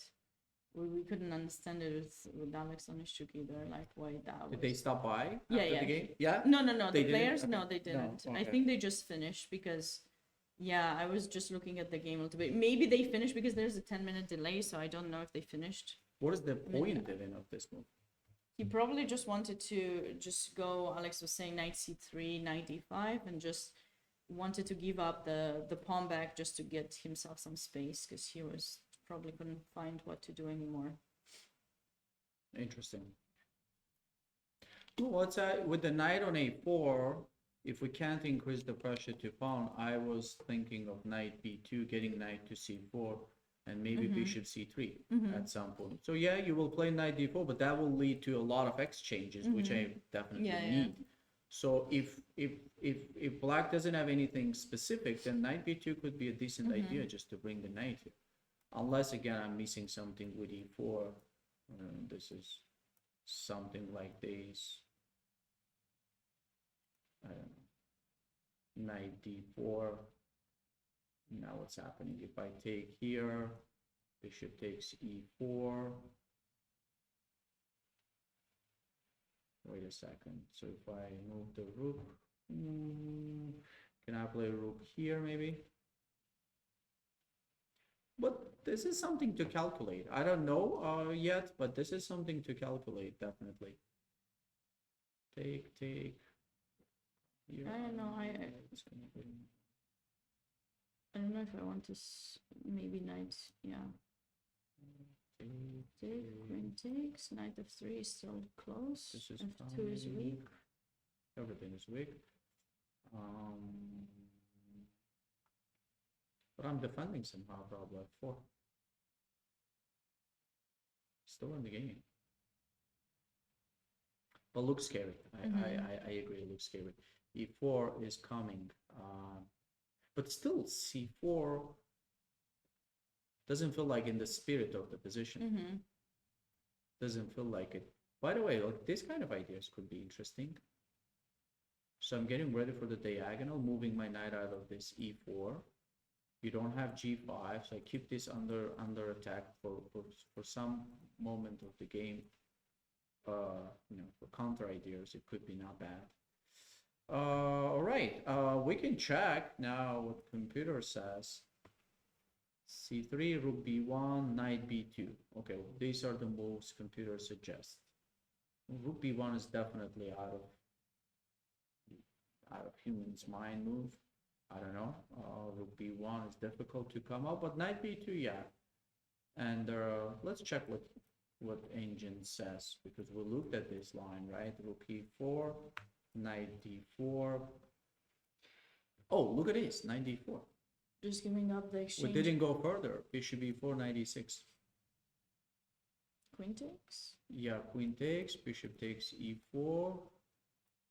And don't tell me you have compensation here. I like black, but maybe Yeah. white finally gets into the plan. Bishop C3. Maybe there is something, but it's, I wouldn't go to this position. So, okay, because of this idea, maybe not knight D4. Then, okay, what does C3 do? It protects D4, and if you play E4, oh, now you don't have knight D4. So that could make a difference. Still very scary, but yeah, maybe practically C3 is a good move to play. But after C4, this is bad.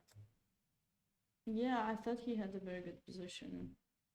I think he was like winning, but Craig found this very interesting nuance difference you will see in a few more moves and was able to save the game.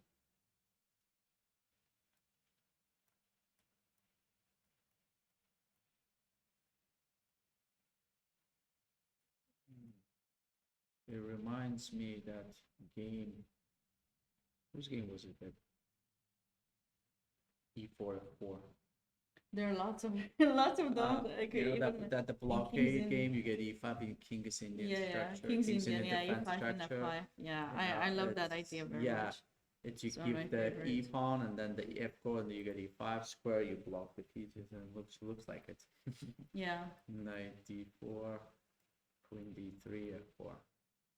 I don't know, but 2 pawns. Not everyone will go here because we don't even have any direct threat. Okay, so I think what Black did was quite logical so far. Yeah, he got his pawn back first, and then he just has a slightly better Okay. position. So this was the moment I myself saw here.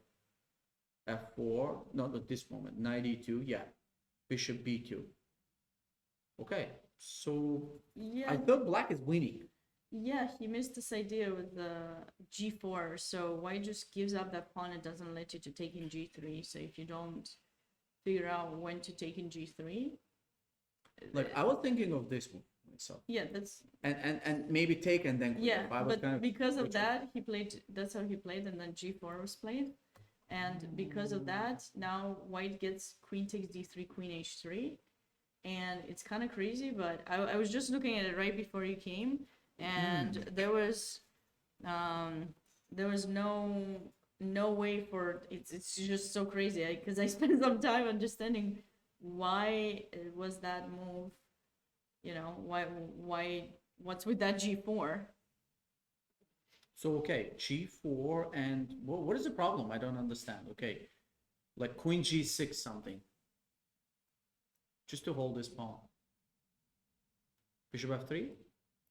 Yeah, probably. Okay, you don't want to take yet. I don't Yeah, know, I mean, it seems good. It's just probably like just a huge miss. something like Bishop E5, Bishop E5, Rook E5, and then I can try to play H5 next move. I mean, this knight is, and if you play Queen D2,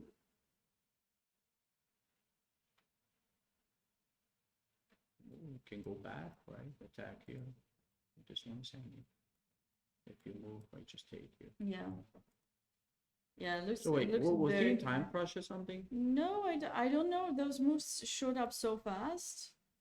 Queen f5 was played, and then after that, I don't know. Did he play it fast? 31, 27, about 4 3 minutes. minutes. I mean, He oh, this must- guy has 1 minute left. Yeah. Only. Which is crazy that in with 1 minute he saw this nice defending idea, and now, you know, the queen goes to d7. Oh, it actually was played, or that was my analysis? Because okay, it Yeah, was played. and now you have to force the draw. Yeah.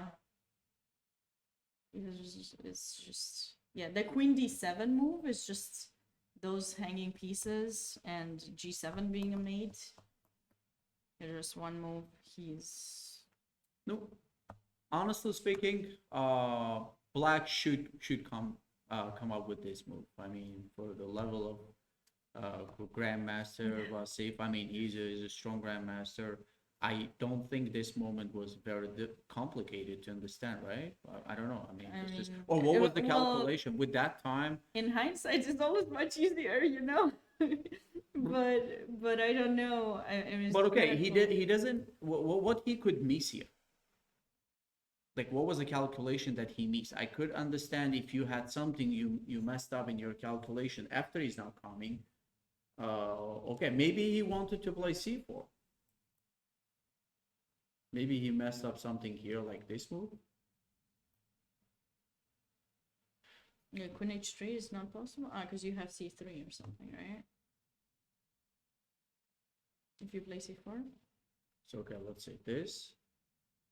c4. No, if I play queen h3 now, you can take and play c3, Yeah, that's what I was saying. and then yeah. my bishop is trapped. Yeah. Pretty much. So that's why I need to play. I cannot take, first of all. Why?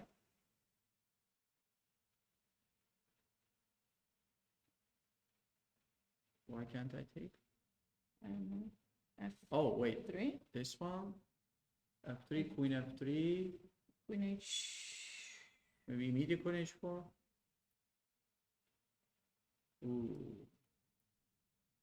Oh, that's fancy. What? Okay. What? Ooh. That is very fancy. Okay. Wow, nice. Do I have to take? All right. So, oh, by the way, I don't know. See, we should ask them if they calculated the c4. Bishop h3, and now I need to move. Why not here? Because I just come here. Mm-hmm. Okay, that means queen h5. And now, just bc.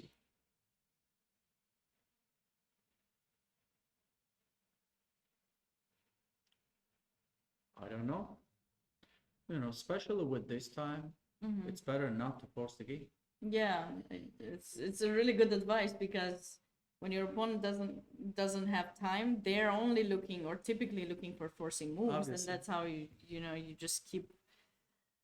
That's how they keep in the game without losing time. But yeah, it's maybe it's strange. Just go play. I'm giving you Yeah. options, and when you have a lot of options, you will make a mistake. True. But when I force you, you will just play. Yeah, yeah.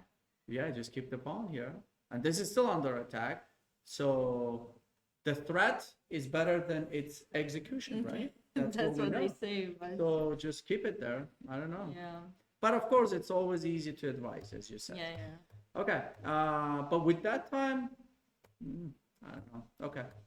Queen d7, and now what? Now I have no choice. I have to force the game. Yeah, because there are three threats: the rook, the bishop, and g7. If g7 was enough threat, maybe you could do something. You could give up the Okay. something, but All right. Yeah. Very nice game. Very nice Yeah. game. yeah, let's just look at those that are still being played, because Oh, okay. today is a double Sure. round, and Which one? like Berg. this one? Yeah, that was an interesting game. You want to go from the beginning very No, quickly? No. Okay. just I this already one. went Oh, over okay, okay. most of it. Sure, sure, Maybe a little bit behind, I think. Maybe. Where were you? Just here or somewhere? Yes. So he had just given up the piece for like 3 pawns. And yeah, this is going to be interesting to see how.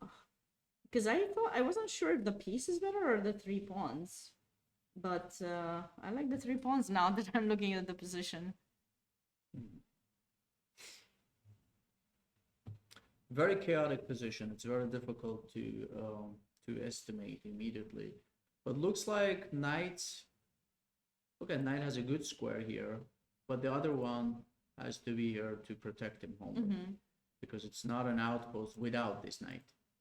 So pawns are coming, bishop is strong, open position, 5-2. So definitely black is okay with Yeah, compensation. now I like the pawn was in c7. So in like a few moves, he just made it to. If you just go like a few more moves back, Mm-hmm. they got into the position because white had the bishop in e3. You can go a little bit more back. I think it was move like 20. Yeah, a little bit earlier than this. Black just sacked a knight here, Oh, just okay. knight d4, and gave up the piece like that. And white decided to give it back, but then there was this. Yeah, I thought bishop f4, bishop g5 seemed like a nice idea here for white because you give it back, sure, but Yeah. at least at least to get something in return. I thought that would be right. I mean, this looks, yeah, I couldn't come up with anything good for black here if he takes. Maybe he could play knight h7 instead of h takes Sure. g5, but okay, king e3. Is there? I don't think he will have mate. No, I I don't hope. have any. I hope I won't get mated. I also have knight f5, which is very nice, and rook coming in, and I thought Yep. to keep kind of close, but I mean, I can opening go up a the little bishop, like I don't. this, a little. Knight b3. Yeah, that's what I was saying. I hope I don't get mated. Knight b3, rook c1. See, I don't want to get mated. Or like just rook king. c1. I could always go king d1. I don't know why I went there. Yeah, rook c1. I hope there's no mate. Doesn't look like it.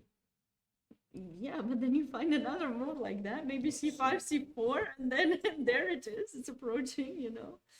Actually, that's not a bad idea. c5, c4, yeah, that's a cool idea, actually. Maybe I will get mated now. I still have b4. The thing luckily. is, you can take here. Yeah, c4. You can take here. Ah, okay. So I And see. this should be too much. Okay. With this Alright, pawn I don't here get and mated. Good. everything, yeah, just That's rook good. d1.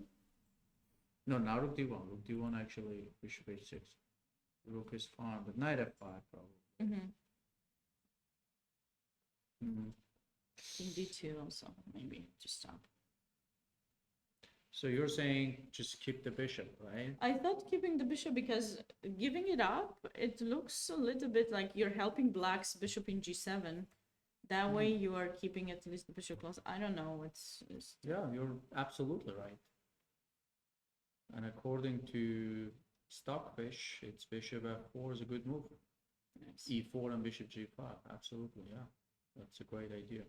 But what he played, e5, okay. Yeah, keeps the position open. He gets Bishop he gets the d4. piece for 3 pawns. I don't know. I wasn't sure who's better, but it was certainly not easy to play for white, even if white is the one. This now Who's reminds better? me of the game of Karpov Geek, right? That was the famous game. The king went to e4 and then went back. Black I couldn't don't checkmate. think I That don't was a think I know. classical game. I should check it. I think Karpov Geek. It was a middle game when Karpov moved the king all the way to e4. Mm-hmm. The other grandmaster spent all time to understand where the check couldn't find. Then he went back to e1. So Okay, that's funny. in the middle I game. need to check that. I yeah. think it was I like with King Geek. March's games. Yeah. Those are always fun to watch. Okay, I mean, okay, it's still fine. Rook f8. I'm sure black spent a lot of time here, yeah. Okay, and now what the mistake is bishop e3. I didn't. 92 Check suggests yeah, this one understandable because this is really complicated now with so many things happening. But 92, yeah, logical idea to prevent f4. Okay, let's see. So bishop e3. Now we're back to that position. Yeah, see, and what is going on here? You know, I was even thinking here after king e2 to go bishop takes f2 and get 5 pawns for the rook, but I think they're too messed up. I didn't check with the engine, so I don't know what you were saying, but yeah, see, I told you, the pawn is in c7, and look at that. Like, I don't even know if there's a way to This is stop it. also right order of moves. A4 first. instead of rook c1. So you don't have this Ah, rook f5. option of Okay, so, protecting the pawn. right. And if you play c4, c3, probably This you one just- I'm. Oh, Oh, you that- mean? no. This is I'm fine yeah, if you because play now with- I yeah, get knight b4, definitely, yeah. square. So if you play c4, I think we can take it, take right? c3, but still rook let's take c1. it. Yeah. So that means rook b7. Oh no, you don't have rook b7. So then how to defend? Yeah, he kind of has to go b4, no? But then after knight c4, white's knights are so. And I think John Berg is a pretty positional player. Just so- play this. Yeah, that's interesting. Why not? Yeah. Sometimes we don't have answer, right? Yeah, I it's, don't know. Why not? I mean, they're getting low on time. It's approaching the end. That's why I wanted to check these games. They're still live to kind of see what's going on there. Okay. And now they are okay, and then he just didn't want to maintain this anymore. Mm-hmm. I understand. This I totally understand. Yeah, now it gets. Now Yeah. you just want to play for a draw. That's just You polite. just hope that your knight Yeah. is not much worse than the bishop. And I have active rooks, so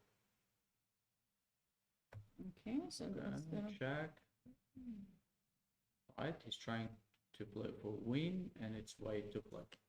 All right, it's gonna be a long game, Wait, they only have a minute each, which Yeah, is nice. but it's gonna be a really long game, I assume. Yeah, but it's gonna be tough because they play almost till the end, and then they have another round at 5 p.m. So they have a little bit They of time need to eat, play and then one after one, yeah. yeah. Yeah, there's gonna be a long one. All right.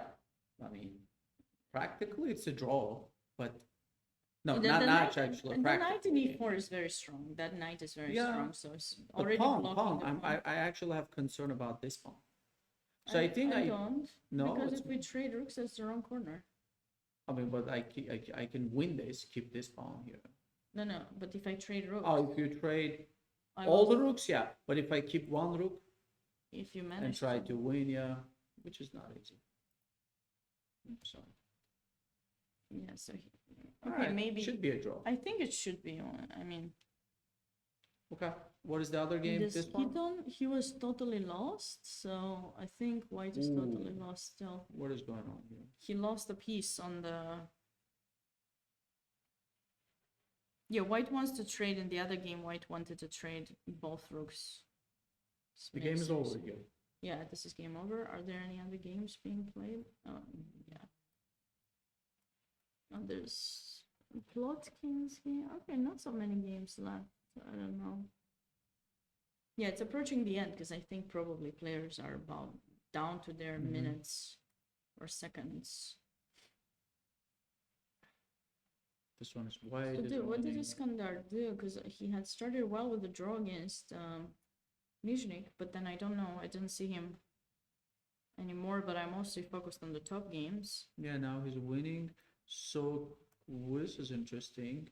Kent. Oh, I know this guy. He participated in few of my camps. I Mm. remember Kent. So it's a kid or Yeah, he's adult? no, he's around maybe 6th or 7th grader.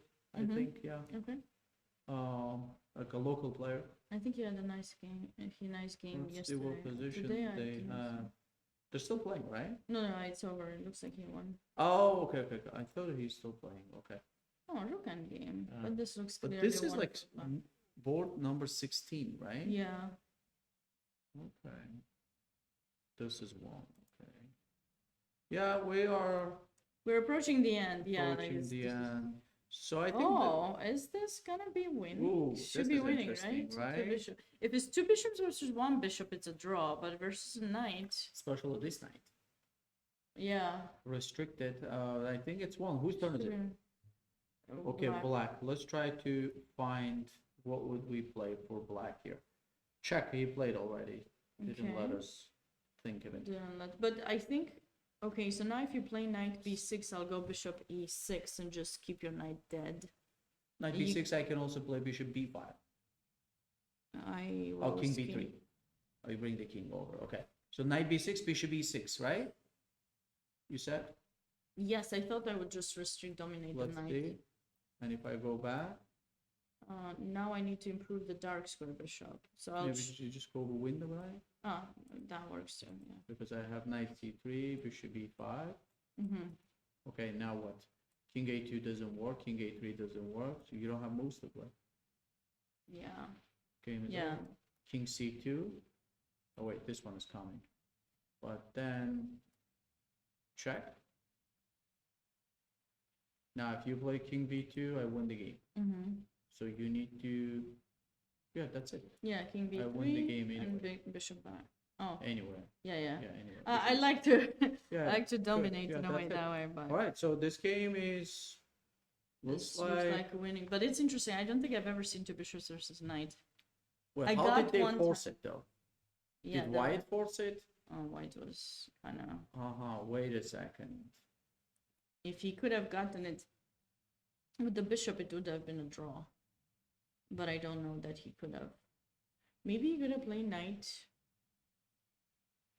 e3. Nah. That's what he did. Oh, sorry. Okay.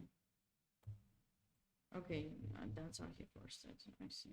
So, wait, I don't have this? King F. Yeah, wait, that's a draw. Are we missing That- something?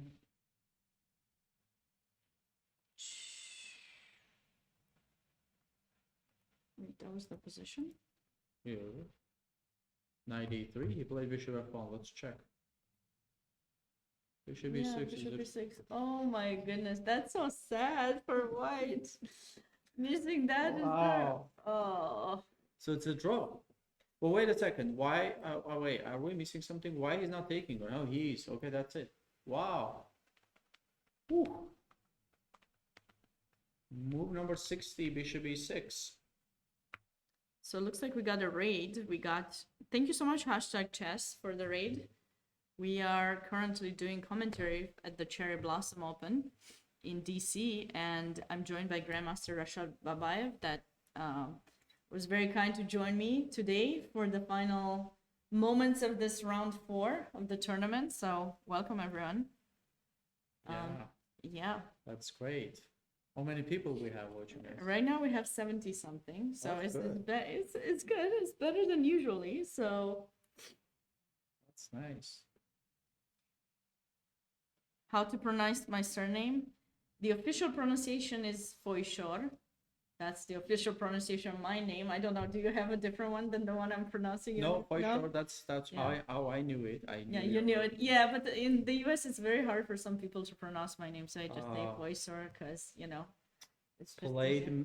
never had chance to play with your mom, but I played many tournaments where she was playing. Oh, okay. So I mean, I was seeing her around, yeah, in open tournaments a lot. So yeah, that's famous, Yeah. famous last name for Yeah, chess guys. Chess family. I come Yeah. from a chess family. But yeah. But For yeah, in the sure, yeah. US, I people have messed up my name so much. They Well, say it's, oh, your name is pronounced for sure, and I'm like, Oh. no, it's not. So I just say Foishor because it's just easier, So, but it's Foishor.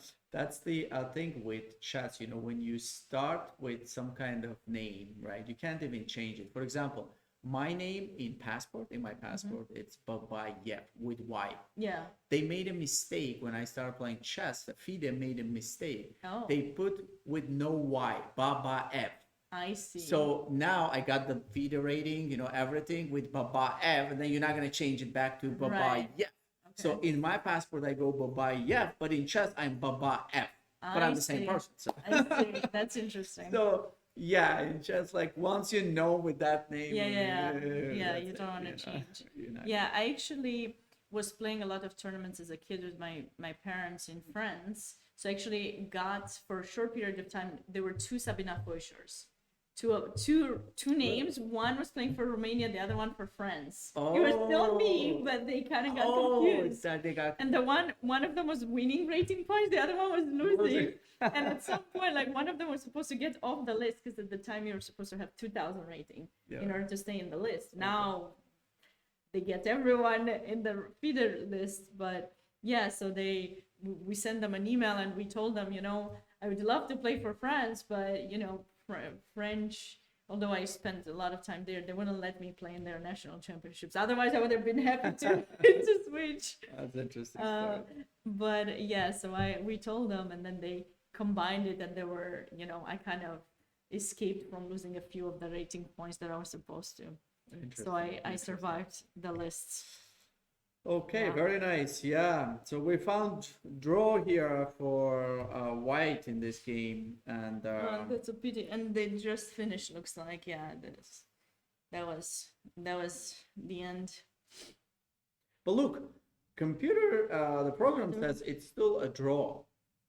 Maybe white got the knight trapped somewhere. I wonder, because it might be more than 50 moves. Maybe. Let's see where the mistake was. So far, look, Stockfish says it's equal, and then suddenly you lose. How that happens? No, you must have trapped the knight somehow. So what did Okay, so King B3 should have been played. Don't restrict the knight. Don't go to A4. Oh, so it's still a draw to bishops versus knight. I can't believe that you cannot dominate the knight. Can you put this to C? Oh wow. So it's one, but in more than 50 moves. Yeah. And that's Well, why we that's just why, learned a new thing. I learned a new thing I didn't know. I thought it was lost because I assumed you can dominate the knight. Well, why 50 moves from this position though? Probably from earlier it was the same. Oh, okay, it counts. Yeah, Oh, so yeah, it yeah, yeah. counts. So wait a second. How many moves they played already? Let's see. So it ever well, okay, wait a second. Here. Yeah. So this is move what? Move 62, and until they reach this one, 62, 72. So Oh, 10 so he moves only we 10 played moves. already. So he has to survive another 40 Another 40 without moves. giving up the knight. But knight A4 is a losing move. Yeah, that's okay. That's tough. I don't know. And with little time on the no, he did have some time on the clock. That's tough. They finished the game already? Yeah, this is yeah. That's it, yeah.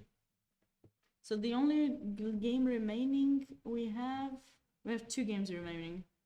John Burke's game that's probably gonna be a draw, and then this one that Oh, What? this is lost. Oh, actually, wait. well maybe he What survived. happened? Wow, wait a I don't second. know. Miley This was yesterday complete was loss. completely winning too, and she kind of got tired or something, and she ended up drawing yesterday as well. Wow, okay. Okay, No, still so lost. we got Queen B4, King D5. Should be fine. Rook D2, Knight D3. I don't see anything. Rook B4. If you play Rook B4, then just Rook C4, check. knight, right, or queen.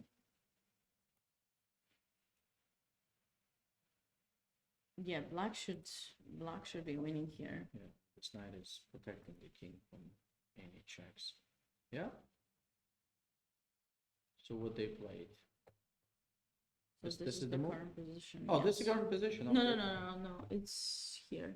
After king d4. Oh, okay, I'm sorry. All right. So yeah, and time they have 1 minute each, pretty much.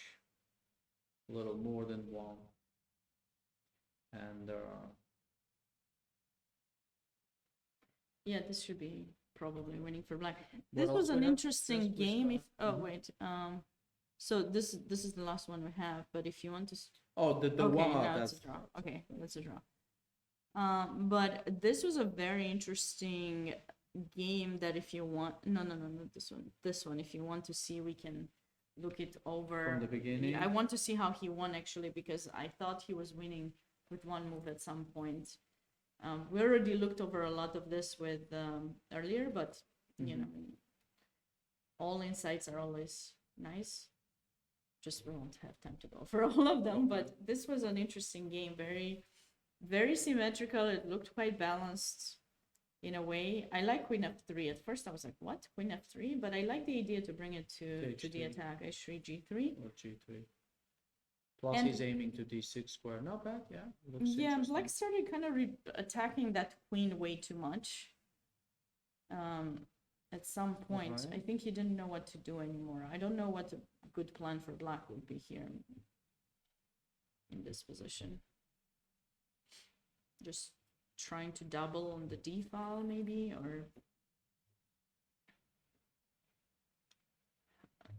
we would love to trade some pieces, some miners. I just don't know. E5 is not easy to play for black. I mean, yeah, it should be balanced, but I don't know. I don't know exactly White how to pieces keep. plays better, the knight especially. Black has some vulnerable positions, like this square Mhm. is always vulnerable. Bishop is restricted, we can see always this square. So yeah, I mean, white pieces plays better.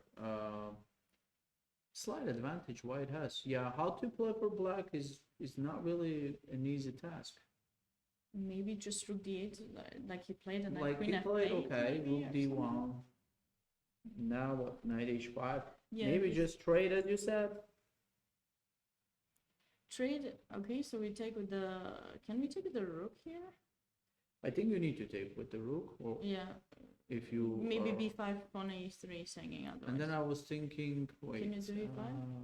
not Or b5 is the move that I always worried b5. about. And if I take rook c1, queen what? Rook c1, bishop c1, queen c5. Okay, this is looking fine for black because you don't have any attacks with white anymore. Knight c3. You want. Okay, but I have bishop d3, right?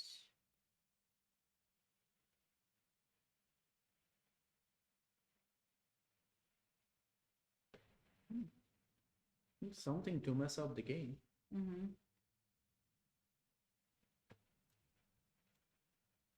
Or maybe I don't play b5. But I like that idea. Yeah? Maybe, yeah. Okay, Okay. maybe this. So you make a concession, but you try to push white's pieces back in a way with The thing black. is, sometimes you go by elimination, right? By Mhm. process of I don't know. Like if we have something better, we can do it. I don't see. Okay, the position is not for 2-3 minutes to understand. Probably, definitely. Yeah. There a lot of calculation should be in place. I don't know, but feels like if we don't have anything better, then we should go for bishop d4. Yeah. Even though it's maybe not the best move in the position practically, but we don't see anything better, Because right? e5 you can't play it, and I think black would love to play e5 to give himself some space. But you don't want to give f5 square. It's just too much. Yeah, maybe that. I have a feeling that this move was critical, this a5. Maybe even earlier, queen e7. But on the other hand, what else to play? Maybe don't try know. queen c7 and try to trade the queens with. I don't know if that's an option. You know what bishop is doing on b4? What happened to this bishop? Like we developed it there, and then it's just now. Yeah, Now yeah. we don't know what to do with the Yeah, that's the bishop. With thing. e7 square for the queen, and now what the bishop Yeah, became. the bishop is. Yeah, you want it in g7, but it takes too long to get it. Maybe. Maybe I need to take on d2 here and then play knight f6. I mean, Stockfish does not consider this move. I know it's positionally maybe not the best thing to do, but just curious. Am I but missing ideas something? with a4, a5. Yeah, this is. Well, now this one becomes monster, right? Yeah. Like Yeah, knight something b5, like this. d6. Yeah. Yeah, but then I don't like this bishop here. I don't know. Maybe rook e8, bishop Rook f8, e8, retreat yeah. it back. So just keep the knight here. Mm-hmm. Rook e8. Or queen e7. You know, this knight sometimes helpful for e5 idea. So maybe we have to wait a little bit to see. Yeah. Yeah, but very complicated position. Knight f6. Okay. Yeah, so black just So- attacked that queen a few times, and once that happened, he kept sitting, and yeah, I was surprised by that move. I don't know why he didn't play rook d2. Oh my god. He just wants to do the same. It is the same thing. I checked this moment. I checked, because I was like, why he didn't go rook know what? d2? I'm really like, this is interesting. Since people started analyzing chess more with programs, right? Like, look at this move, rook c2, I know. or the previous one. No, even, but rook right? d2 is more normal, right? I was just surprised because it just interferes the bishop. No, but this it's is a fine. nice thing. Like people get like ideas like sometimes you don't even think of that. Wow, rook c2. Look at him. Fancy. Yeah, very fancy. But you should see later. There was a tactic. Okay, let's see. There was a tactic that you will like, and I was surprised he did not see it. I saw it immediately, and then I checked it. I wanted to check it because I couldn't believe that I saw something he did not see. But Okay, yeah, so check. yeah, I would have played e4 too here, but he went for the more aggressive, like rook takes there, and yeah, and then black blundered, and after that b5 move, if you Let's see. can look at that beautiful knight. Oh wait, what? I Knight wanted knight d6. takes g7. The That's computer a- says knight h6. I would have gone knight g7 immediate. Oh, That's- yeah, knight g7. yeah, knight g7. I was surprised he didn't play it. So just to confirm, if he takes Knight d6. Oh, sorry. anything, right? Knight h5, and then Takes, just and take then your queen game h. is over. Yeah. You don't even need that. Okay, we have a lot of pieces. Okay. So, ooh,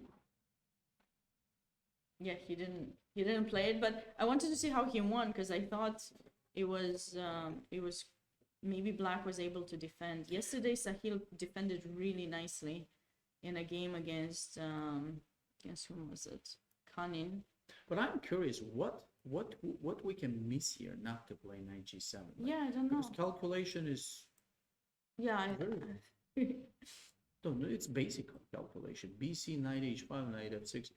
What else? I don't know. King h8. I thought maybe he Okay, was still worried, knight but h5. yeah, I know, but I don't know. He played very fast, knight to d6, like quite fast. I don't know what happened there. Maybe we'll find out at some point. But You know, I'm always thinking of it from the perspective of a coach, right? If my students, let's say, Don't. play this move, like I'm thinking of the reason. What could be reason of not, let's say, missing this, right? Is it Okay. calculation? Is it some kind of concentration? What is it, right? It's interesting, right? Even yeah. like grandmaster needs to. What could be reason behind this? Like, what do you think? So I Like, don't really, know. looks interesting, right? Yeah, it is interesting to find out. Yeah. Yeah, I think I know someone was asking those questions a lot, and I don't have like it's probably concentration or just maybe missing a specific pattern. Maybe just completely forgot about the pattern or rook g5. You know, but I thought that's why he made the sacrifice there to get the rook to go Yeah, to I mean, g5. that seems like That's he's what I- going there, right? Yeah, that's what Everything I is- thought because g7 is clearly the point, the action. It's of not the- something, something different than he was trying to get. Like, with the knight there, obviously you are looking at knight g7, knight h6, these kind of things, Yeah. right? Or maybe he got stuck on an idea, yeah. Maybe he just got stuck on an idea. He saw that knight d6 next, but it can get scary for white. We were talking earlier with the chat that the back rank is an issue. Another thing, yeah, you open the C file. Yeah. That's another intuition. You're gonna know, I want to keep this knight here and just realize all other things. And okay, another mistake now. So black needs to play knight e8 and hold the position like Yeah, I think, he missed that. And I guess he made another this. This blunder. is 14 minutes. He spent 2 minutes. So how did white end up winning here? King f1. Wow. Okay, he must be a very creative player Yeah, because something. Rook c2 and King f1 will go in the books for the most creative moves. Well, maybe not the most, but some kind of creative. I don't know moves this that- grandmaster. Wait, who is this grandmaster? Where's Victor he from? Matushin. I think he's from Ukraine? Ukraine or Russia. Is young grandmaster? Yeah, he's going to Texas Tech University. Oh, okay, So yeah, I don't know if he's doing undergrad or master's. I don't know. Rook c2, king f1. Yeah. Yeah. Well- engine these days, Yeah, engine helps you check on things, and then in the end, how did he win? Let's see the end. So okay, he needs to play something rook d bishop d3 here, rook d3. Okay, so takes. Oh, did he just miss bishop f6 or no? Not that. He just missed bishop f6. And bishop g7 after rook d6. Yeah, that's cute. It's tough. Now we Okay. realize that he played knight c8. Okay, but after that, white is winning. So nice. Well, this was an interesting game. Definitely lots of interesting ideas by some of the players. Yeah. and nobody came today for no player came downstairs, and I assumed they wouldn't because they have another They have round. next round, they need to Yeah, get some yeah, rest, yeah. understandable. Okay, we're done Yeah. with all the games, right? I think we're Pretty done. much. Okay, Yeah. great. Nice. Right, very nice. Thank you again for having me here. Yeah, It thank was- you. it was great. Put your website, please, once Again? again. I mean, I put it before, and everyone knows who you are. I told them, but they didn't have the link. I was trying to type it, but maybe you can type your website again if you guys want to get in touch with Grandmaster Rashad Babayev. Please be sure to check out that link. And I'm gonna make sure I add it to the command. So I have you. If you're joining me again, do you think you might be able to join again? Oh, I'm around. Maybe Okay. I'll yeah, maybe I will have chance to stop by, yeah, to look at some other games. Yeah. Yeah, so Some far Very interesting, yeah. very interesting games. I mean, even the players that aren't like very strong title players, they still play it Yeah. great. So Okay, I, great. yeah.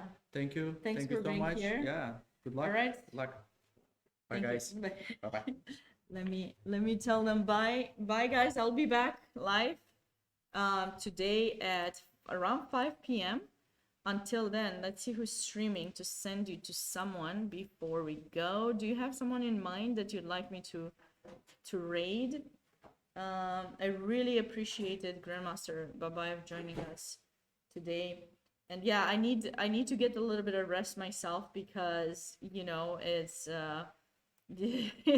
it's a long day for me too, more for the players, but more for me too.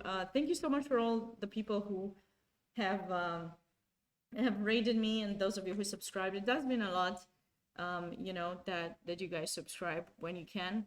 So all right, let's see, let's go raid Tosh Queen. I think she's streaming. She's playing some Blitz. I don't know if she'll play the chat or not, but yeah, greatly appreciated all of you guys. Be sure to come back around 5 if you want to, around 5 p.m. Eastern time. So that's in about 2 hours. What time is it? Oh, less than 2 hours. So I barely have time to eat myself, but I'm gonna get a little bit of rest, get something to eat, and then I will be seeing you guys in the afternoon for the round number 5. Thank you so much. Bye for now, everyone.